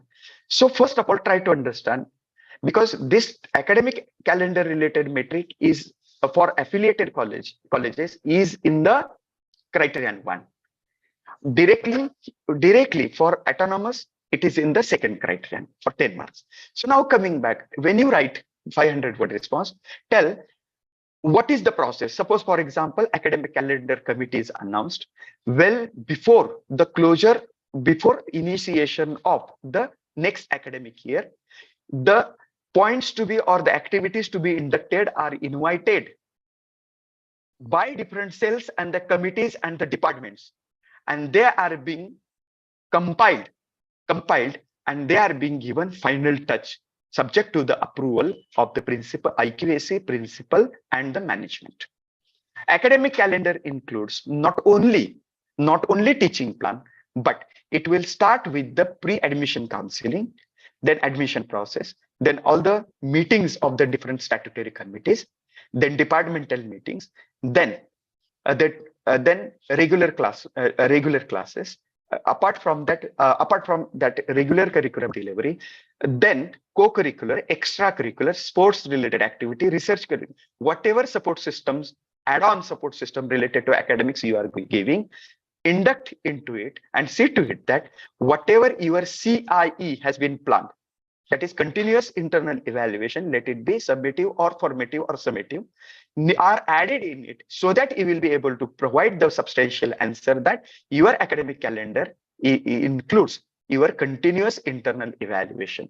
So throughout the year, you have prepared, and according to it, that you can provide the document that how far you have taken a review, prepared your academic calendar, but you have taken a review of the adherence to academic calendar, and most important is that your teaching plan. Now, traditionally, people used to divide enlist the month and then the topic. But now, remember one thing: in developed countries or in good institutions, teaching plan includes one, the name of the topic. Then methodology will be its outcome, expected outcomes or objectives. Then simultaneously, not only that, but what are the pedagogies that are going to be followed, what evaluation tools will be followed, how it will be evaluated, whether students have understood or not. And next will be what would be the teacher's role and what would be the student responsibilities while learning. If you are successful in doing that, it will be what you call delightful or participative learning. And that needs to be updated now. Provide these methodologies and the documents related to it, that the teaching plan and its compliance, academic calendar and its compliance, and it will be meant for 10 marks. Now, ma'am, we are on 6:30. What is to be done? How much time it will take, sir? Another 5 a minimum 20 minutes. Because this is highly extensive, 350 marks. This is not a criterion where we can say just we are comfortable only, sir, but other participants because they are 72. Please post your say. Shall we continue or shall we stop? Excuse me, sir. Excuse me, sir. I'm principal RBVR Women's College, sir. We are live streaming is there. YouTube channel is also there, sir. They will watch later. Please continue, sir. Okay, no problem. And some of the participants have been just what is Principal Ma'am's final say to continue or not? Yes, please sir. You can continue, sir. Please continue, okay. Sir. Okay. If anybody are they can watch afterwards, sir, if they are not comfortable. Okay, no issue. Thank you very much. Okay, I could have easily concluded, but until and unless there is a clarity in it, but it will lead to the more confusion. That's why I'm taking my time. Okay, coming back to moving on to 241, which is quantitative metric. Reference to this metric, this key indicator I had given in the student-teacher ratio. Now, what is being queried for 15 marks? For 15 marks, we have been queried what is the percentage of full-time teachers against sanction post during the last 5 years. So data will be required for 5 years. You will find I have taken a screenshot of the data template. This data template or this Excel sheet will be used for 3 different metrics, for which 241 means current metric. The same table will be used for 243, which is differently numbered. And then again 244 means for 3 different metrics, that is 15 plus 5, almost for 30 marks this data template. That is full-time teacher against sanction post. Now, how to fill in the data template? List of the teacher year-wise. First of all, you can add this first cell. First cell, you can write year 1 in bracket, whatever is year 1. Now, list of the full-time teacher, name, designation, year of appointment, then nature of appointment, name of the department, total year of teaching, teaching experience, including, remember this has been added. Previously NAAC was considering, or NAAC considered only teaching experience in the current institution or in your institution. But there is a separate question for 5 marks and 10 marks, which is split in the form of 243 and 244, where your total career teaching experience is counted separately now, and your teaching experience of a faculty in your institution, and whether he or she has been teaching in the teaching in your own institution. Now, when you fill in the data, what would be the document to be provided? One, if you are granting aid and the post of the teachers have been approved by the government, and that scanned copy will be required. One, if all the documents in regional languages, already I have clarified that they must be translated and countersigned or certified.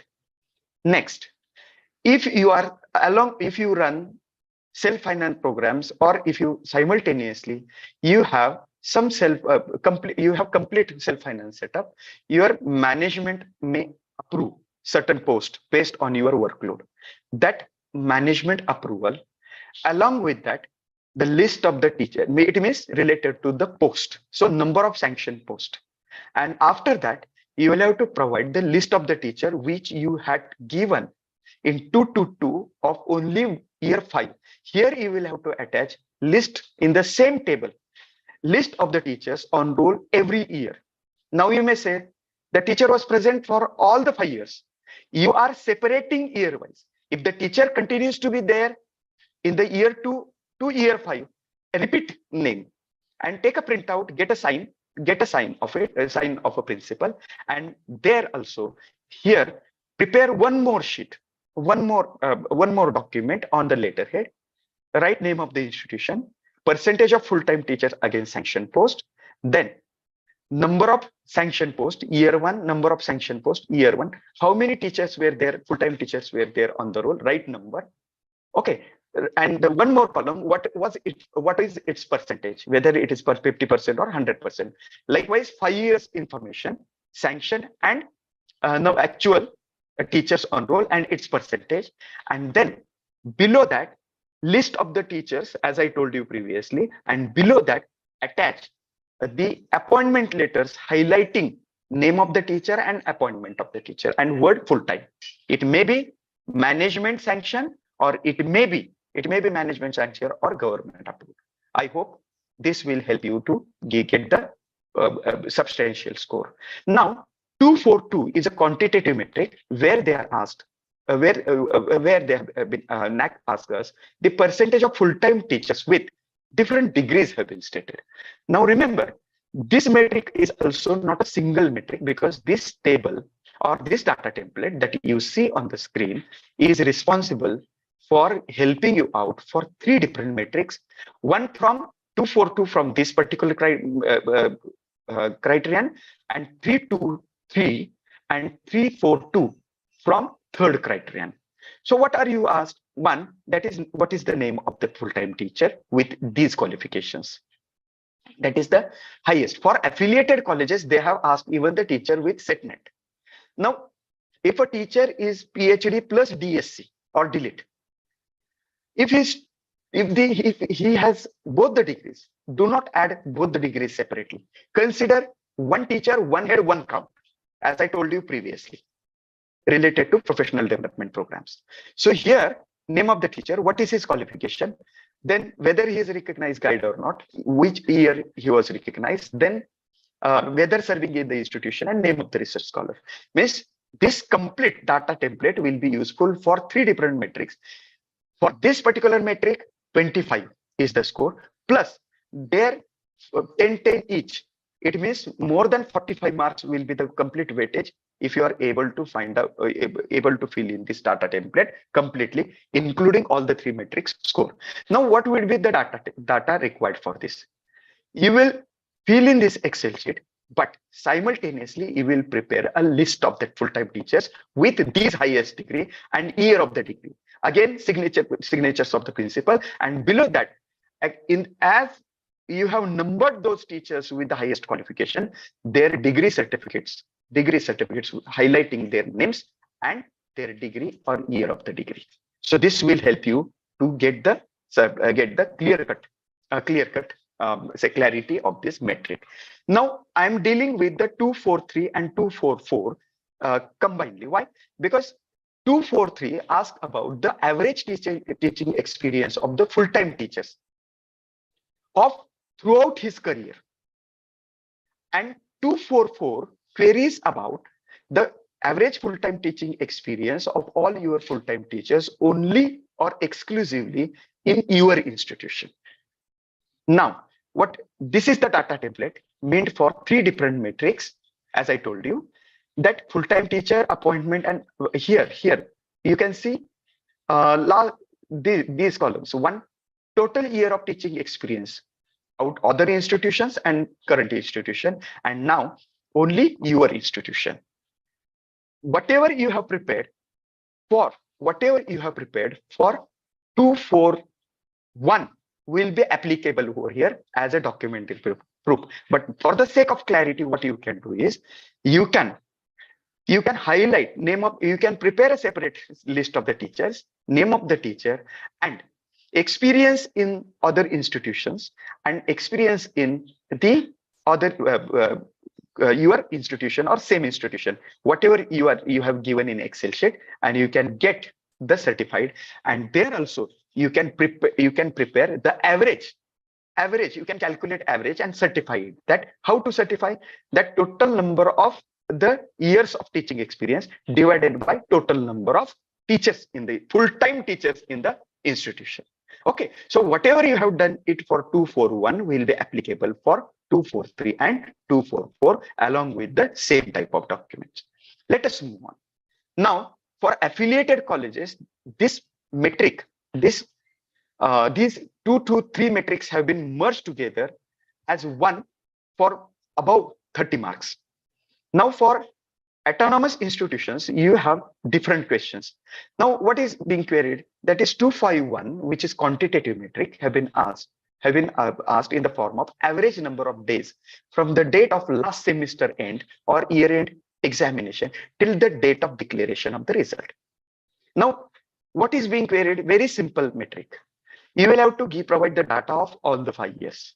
Now, what was the program? Suppose in the first, I took example that BA first year, BA examination.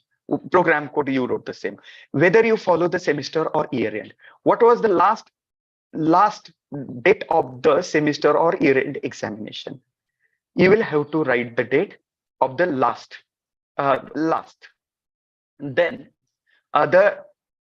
on which date you have declared the result, and based on the number of days, if you cross 50 days, you will be scored 0 according to new benchmarking.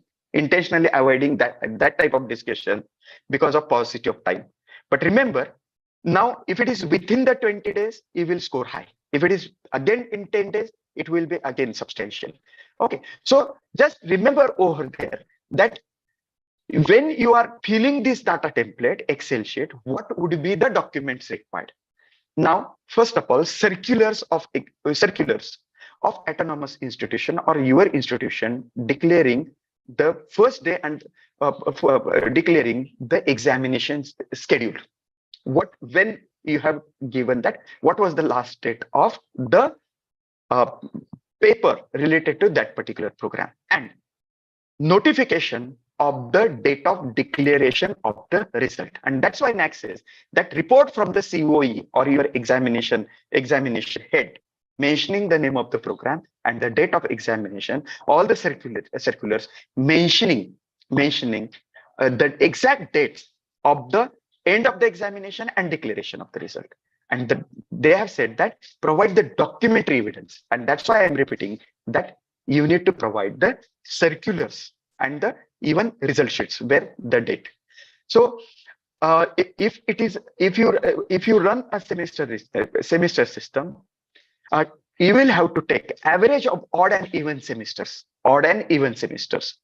So suppose, for example, 30 days and 10 days, average will be 15 days. So you will write over that the dates where that the 15 days based on the average. And also prepare a sheet and get it signed by the principal that how did you count that, so that there will be clarity in your response. Now coming back to coming to 252, which is quantitative metric, percentage of students complaint or grievances about the evaluation. So what can be the evaluation? Suppose, for example, it cannot be any high and mighty.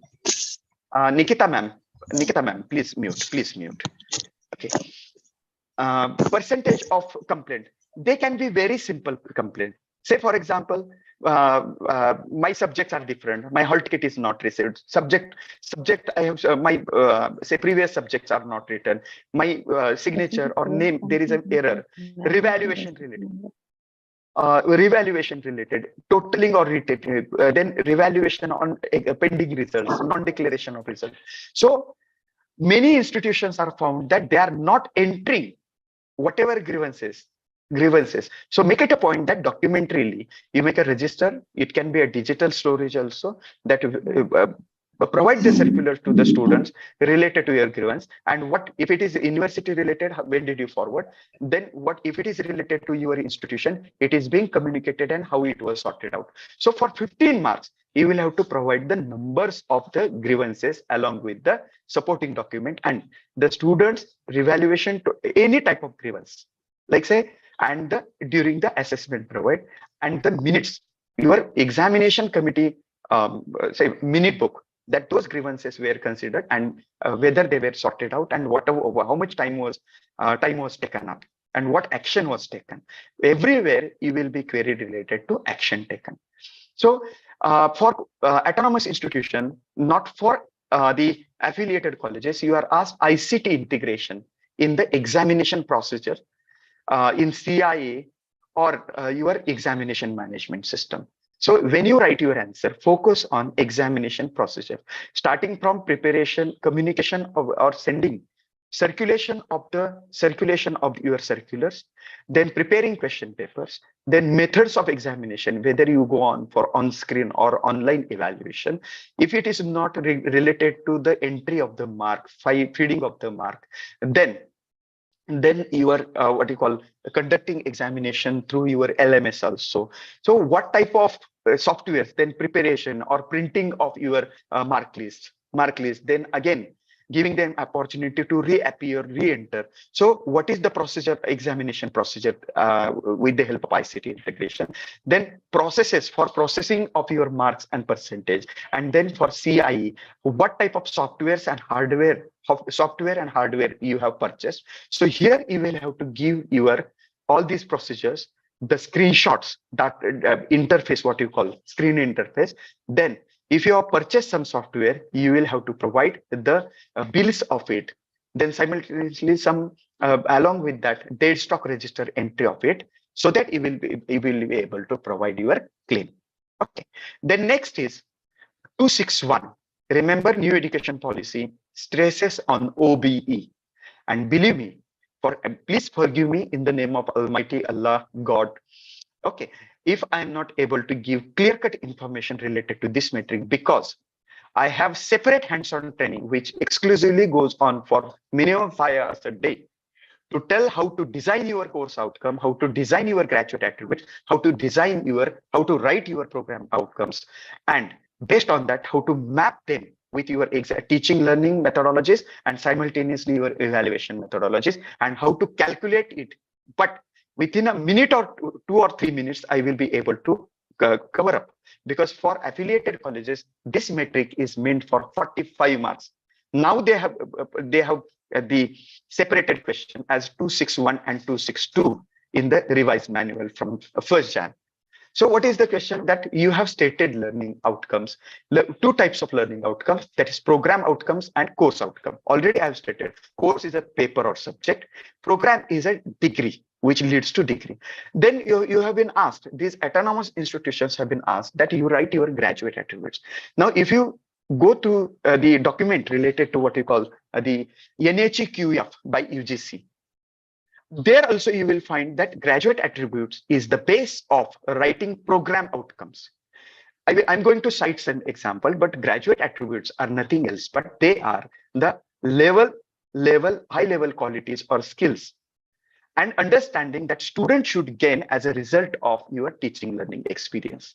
Means whatever throughout 3 years or 2 years or 4 years, from entry level to exit level, what is all that you commit to student.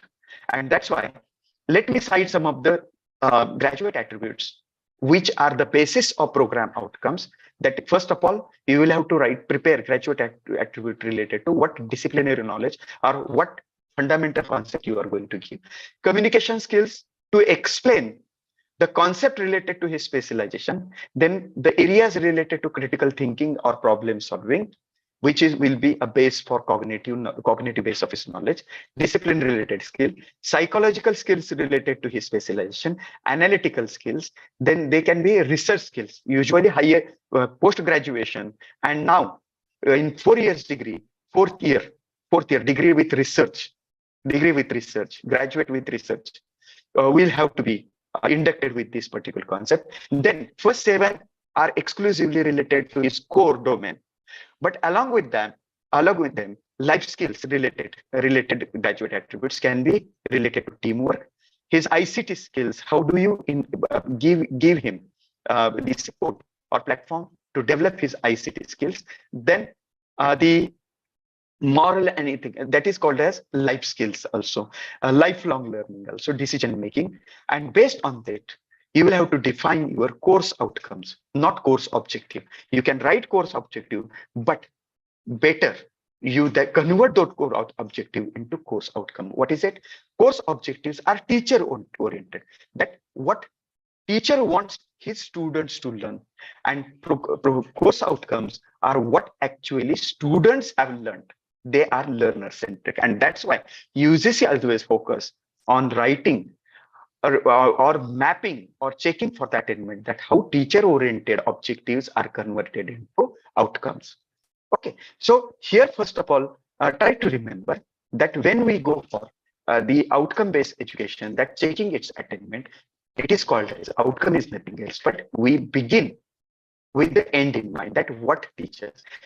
When we write our outcomes, remember, we focus on his cognitive skill, that is knowledge based, his behavioral skill, that is affective, that is psychomotor skills, and affective, that what is he able to do. To simply speak, cognitive, affective, and psychomotor, what you call knowledge, attitude, and physical skill. To be simply, dimag, dil, or haath. This is the complete development of the student. Okay, so when you write a course outcome, remember, try to be specific, clear, use action verb, only one action verb, grow from frame small short sentences, and maintain clarity. When you write course outcome, they should be observable and measurable. Sorry, I cannot explain because already it is 6:50, but use Bloom's taxonomy action verbs, because there are remember, understand, apply, analyze, evaluate, and create level. First 3 are lower order thinking skills. Next, analyze, evaluate, and create are higher order thinking skill. When you consider, when you are writing your course outcomes, start from lower order to higher order. Don't get confused, and simultaneously use action verb. Here I have displayed some example. If you are considering to write course outcome related to remember level, then these are the lists, and on internet you will be easily get the list of action verbs. They are called as action verbs, like define, describe. Pick single verb, don't mix 2 verbs over there. And simultaneously, after writing these action verbs, you may face challenge that while writing outcomes, course outcomes, they may be sometimes unmeasurable or broad. They may be difficult. They may be outcomes difficult to assess. You may confuse with the lower to or higher to lower, or there may be confusion related to topic or skill. Identify skills, combine them. But I would suggest for every course, means every paper, just see to it that you are between 4 and 6 outcomes written. Okay, and there should be link between course outcome and your assessment. So here I was trying to tell you about Bloom's taxonomy and action words. Now, I was telling you that lower order can be through your written test as per the requirement of the outcome, but higher order needs to be going with the projects, giving them experiential learning or different with higher order evaluation, teachings, pedagogies also, and evaluation also. For this document, that may be a part of what you call teaching plan, or one more word I use, that is rubrics. Now this is writing. Now you map in a sense which CO matches or correlates with which PO, program outcome. Suppose, for example, BA first year's one subject, that is compulsory English, CO1 maps to BA degrees program outcome. So according to that, you decide whether no correlation, leave it blank, whether it is a weak, medium, strong, because it has to be calculated. Weak is numbered as 1, medium is numbered as 2, and strong is numbered as 3. And then you use CO for course attainment, direct attainment method. Direct means internal or external examination based on the syllabus, and indirect is nothing else but it may be course exit survey or your any method where there are no direct question asked or examination conducted. So what would be the proportion of it? For direct, you may give different institutions go with the 60-40 or 30-70 or 20-80 or 75-25%. Sorry, I'm just giving you theoretical. In my hands-on training, I go on giving actual calculations, and participants go on actually. And then I keep my target before that my class average percentage should be, suppose for example, 60%. And based on my examination, I enter marks and I take the percentage of attainment of it. If it is 61, it is +1 attainment. If it is 58, it is -2 attainment gap. Then I go for corrective measure, identify gap statement. And that's what I was trying to tell you. The direct method and indirect method, according to course outcome, you will have to prepare yourself for the direct and indirect methodology, which cannot be discussed over here. Already we have crossed the time. So please forgive me at least for 261. In future, we may go on having separate dedicated session with it for that purpose. Okay, so I was trying to tell you the next point that the 262, that is pass percentage of student excluding backlog. For at affiliated institutions, it is meant for 30+ marks, but for autonomous institution, it is meant for 20 marks. Do not add a repeater students, backlog student they call. So here, only give the data of the final year students. Suppose BA3 or MCOM 3, MCOM 2, program code, name of the program, which year. You will have to give the data of all the 5 years, and then how many students of third year fresh students appeared for the examination and how many students participated in the examination. So there you will have to give the percentage, but do not give only the result analysis. Here you will have to substantially give the statistic from the university authorities. No revaluation, but if they are the fresh students, Dr. Sinath sir and Ambika ma'am, take care that they are the students, fresh students. No doubt, they are during that particular period of itself, they have gone for revaluation, but they are the fresh students. They have not appeared for repeater or second level examination or second round examination. Just that much care. Okay. So, but as a documentary support, institutions fail to write or fail to submit university certified result sheet. You can provide that cassette or university authority letter. Otherwise, you will lose the marks related to it. Now, one more point that is last is that 261 for affiliated colleges, it is 50 marks, 60 marks, and for autonomous college, it is 50 marks. Now, when you will be preparing your SSR, my suggestion would be that do not wait for 5 years, but every year you go for student satisfaction survey to be uploaded in your AQR. Make student habitual to check their emails, because you will be asked name of the student, gender, category, domicile state, and students will be emailed when you will submit your SSR finally.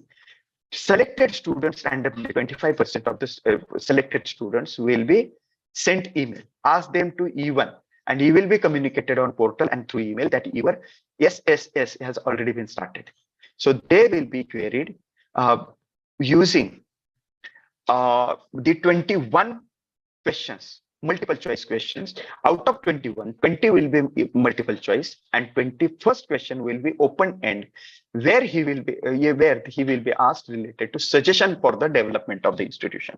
So here, make it a habit that you have students working email with you when the cycle goes on, because it is a month's period.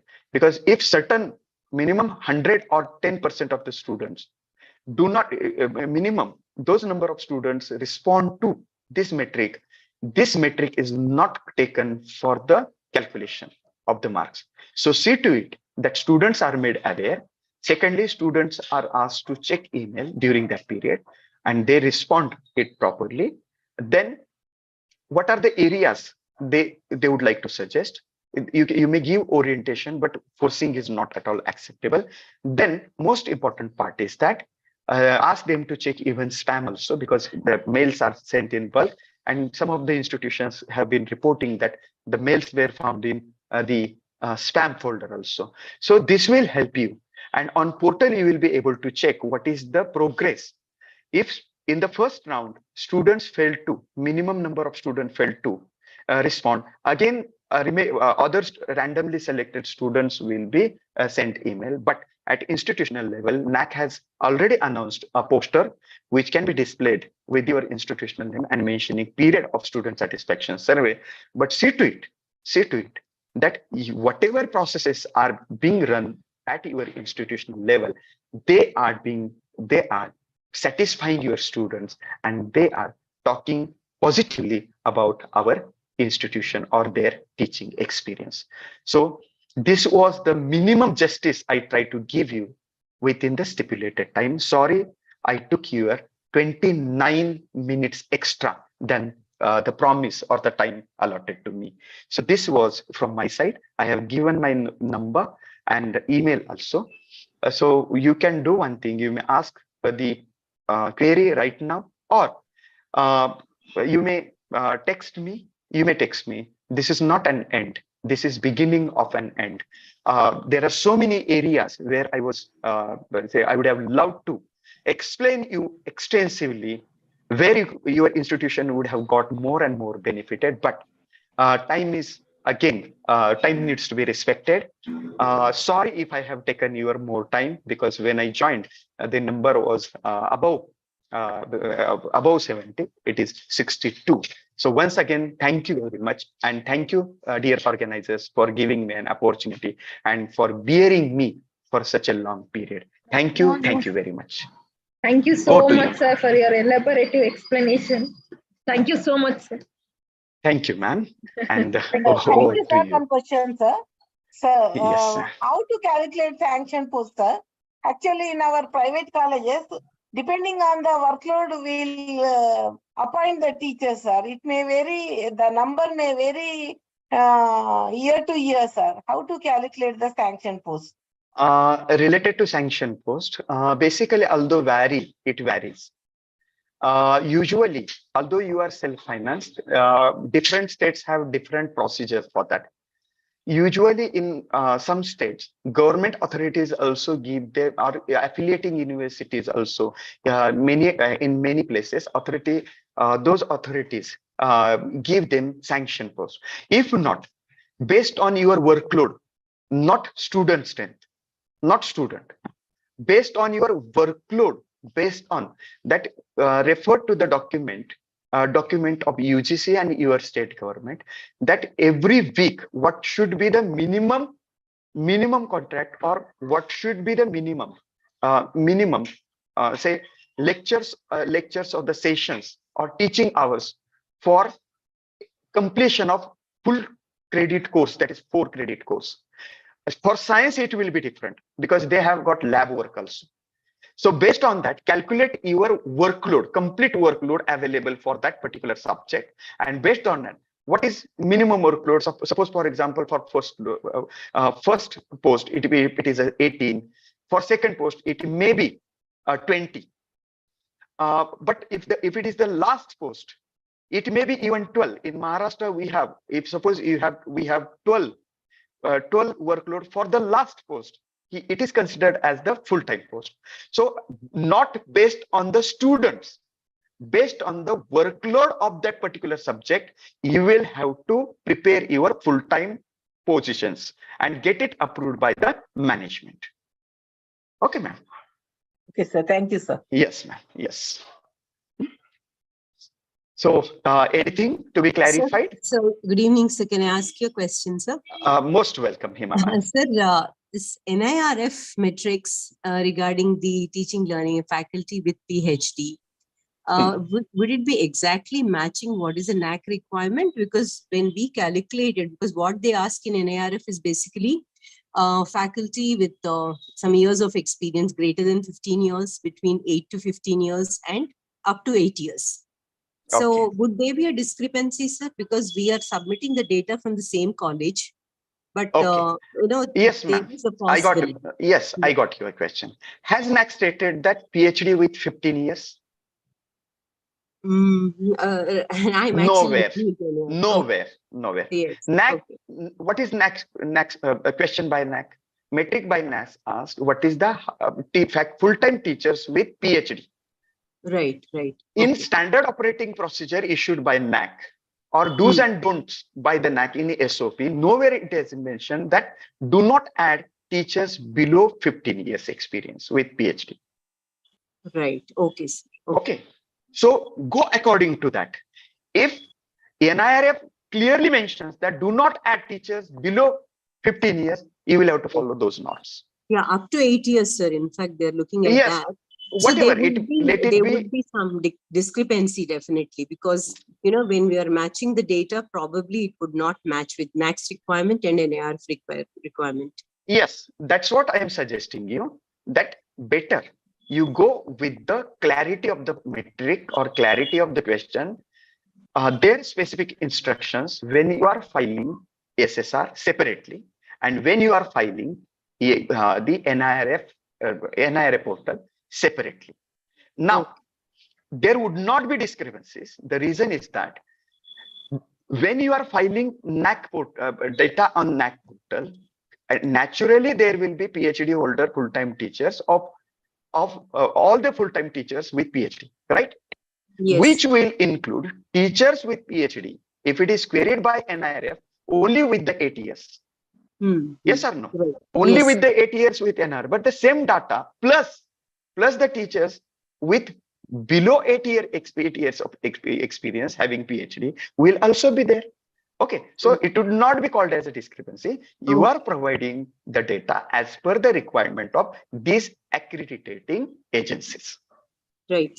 Thank you. So my suggestion would be, instead of interpreting metric from our side, it is basically needed to be interpret factually and clearly as the accrediting agency asks the metric. Okay, ask the metric. So when you are filing the data, take care of that particular aspect. Okay. Yes. Thank you, sir. Yes, ma'am. Okay. Thank you. Hello, sir. Hello, sir. Yes, sir. I am Sabzar Ahmed from Kashmir. Yes, your name pop-ups over there. Yes, sir. Exactly, sir. Sir, I have a little bit clarification. Please, Here, sir. we engage many teachers on contractual basis for full session.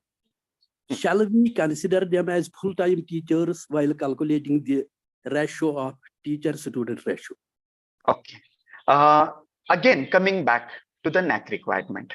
What NAAC says, they will consider as a full-time teacher on the ground that he is appointed minimum 90% of the tenure of the academic year, and he is given responsibility of minimum 90% of the statutory workload of a full-time teacher, right? Exactly. So if he shoulders the responsibility according to the norms of NAAC, but documentarily, when you will be demanded their appointment letters, it should reflect that he is considered as a full-time, or let it be full-time temporary only for that particular academic year.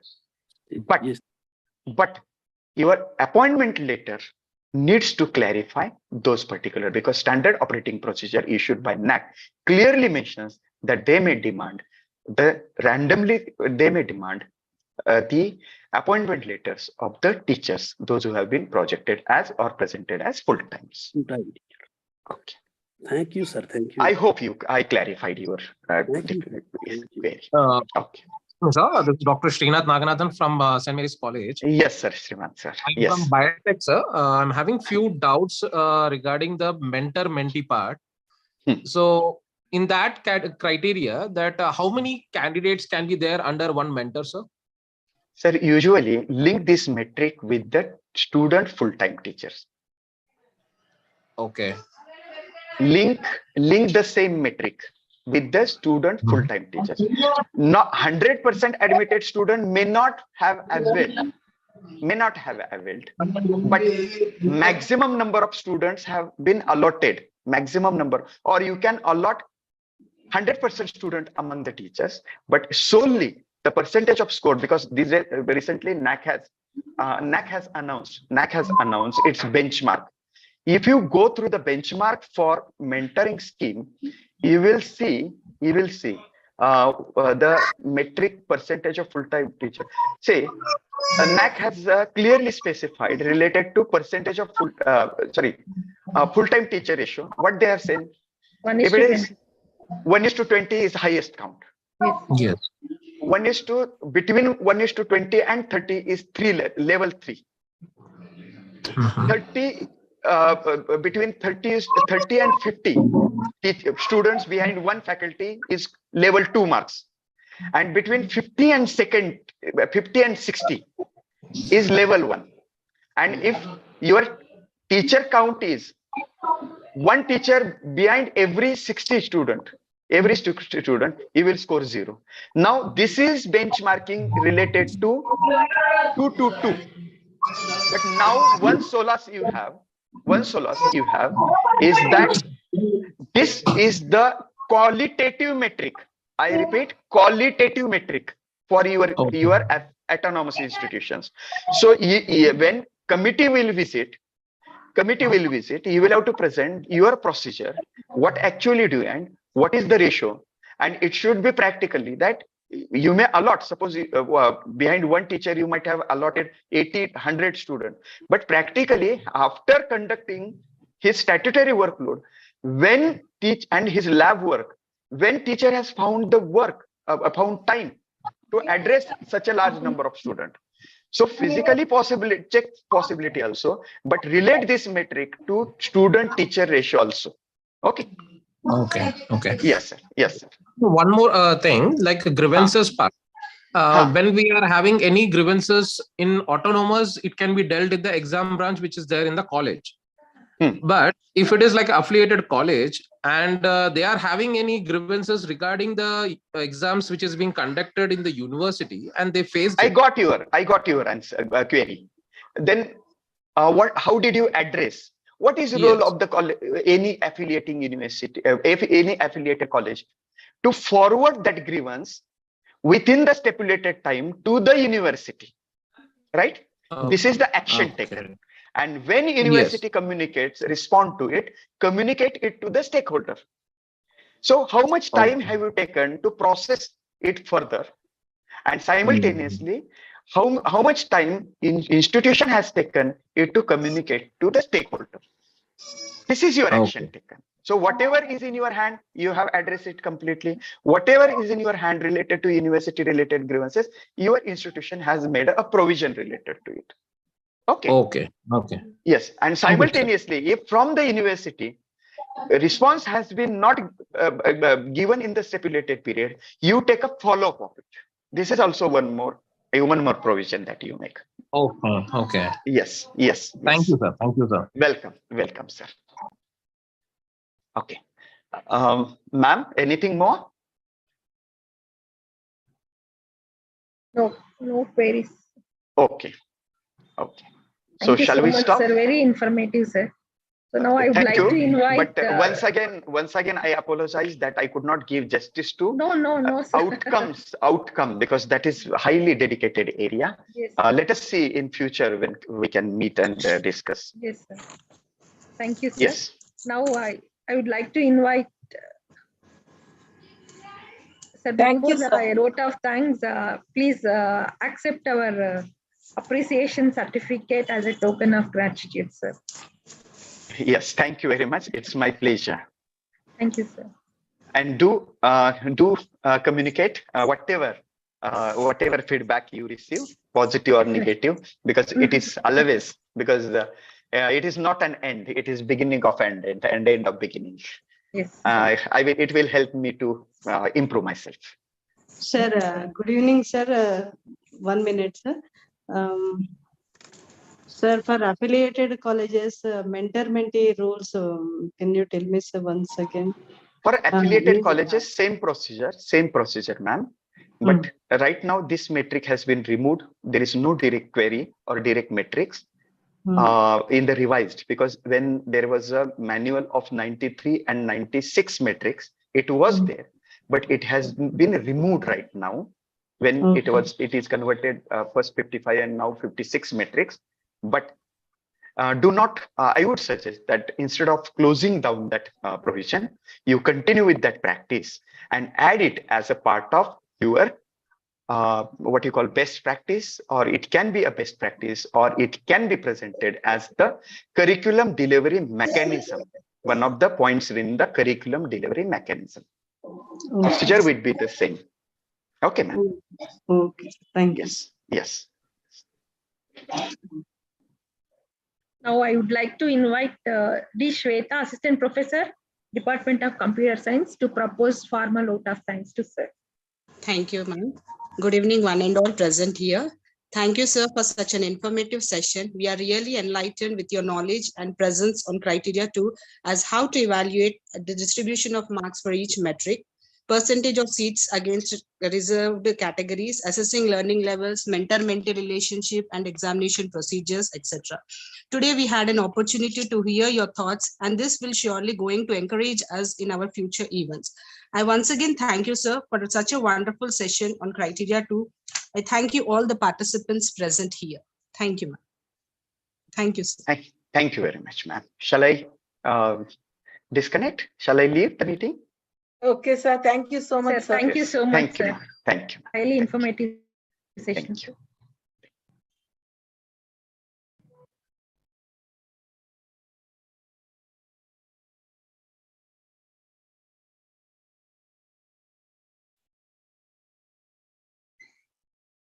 All the participants are requested to fill the feedback which is shared in the chat box.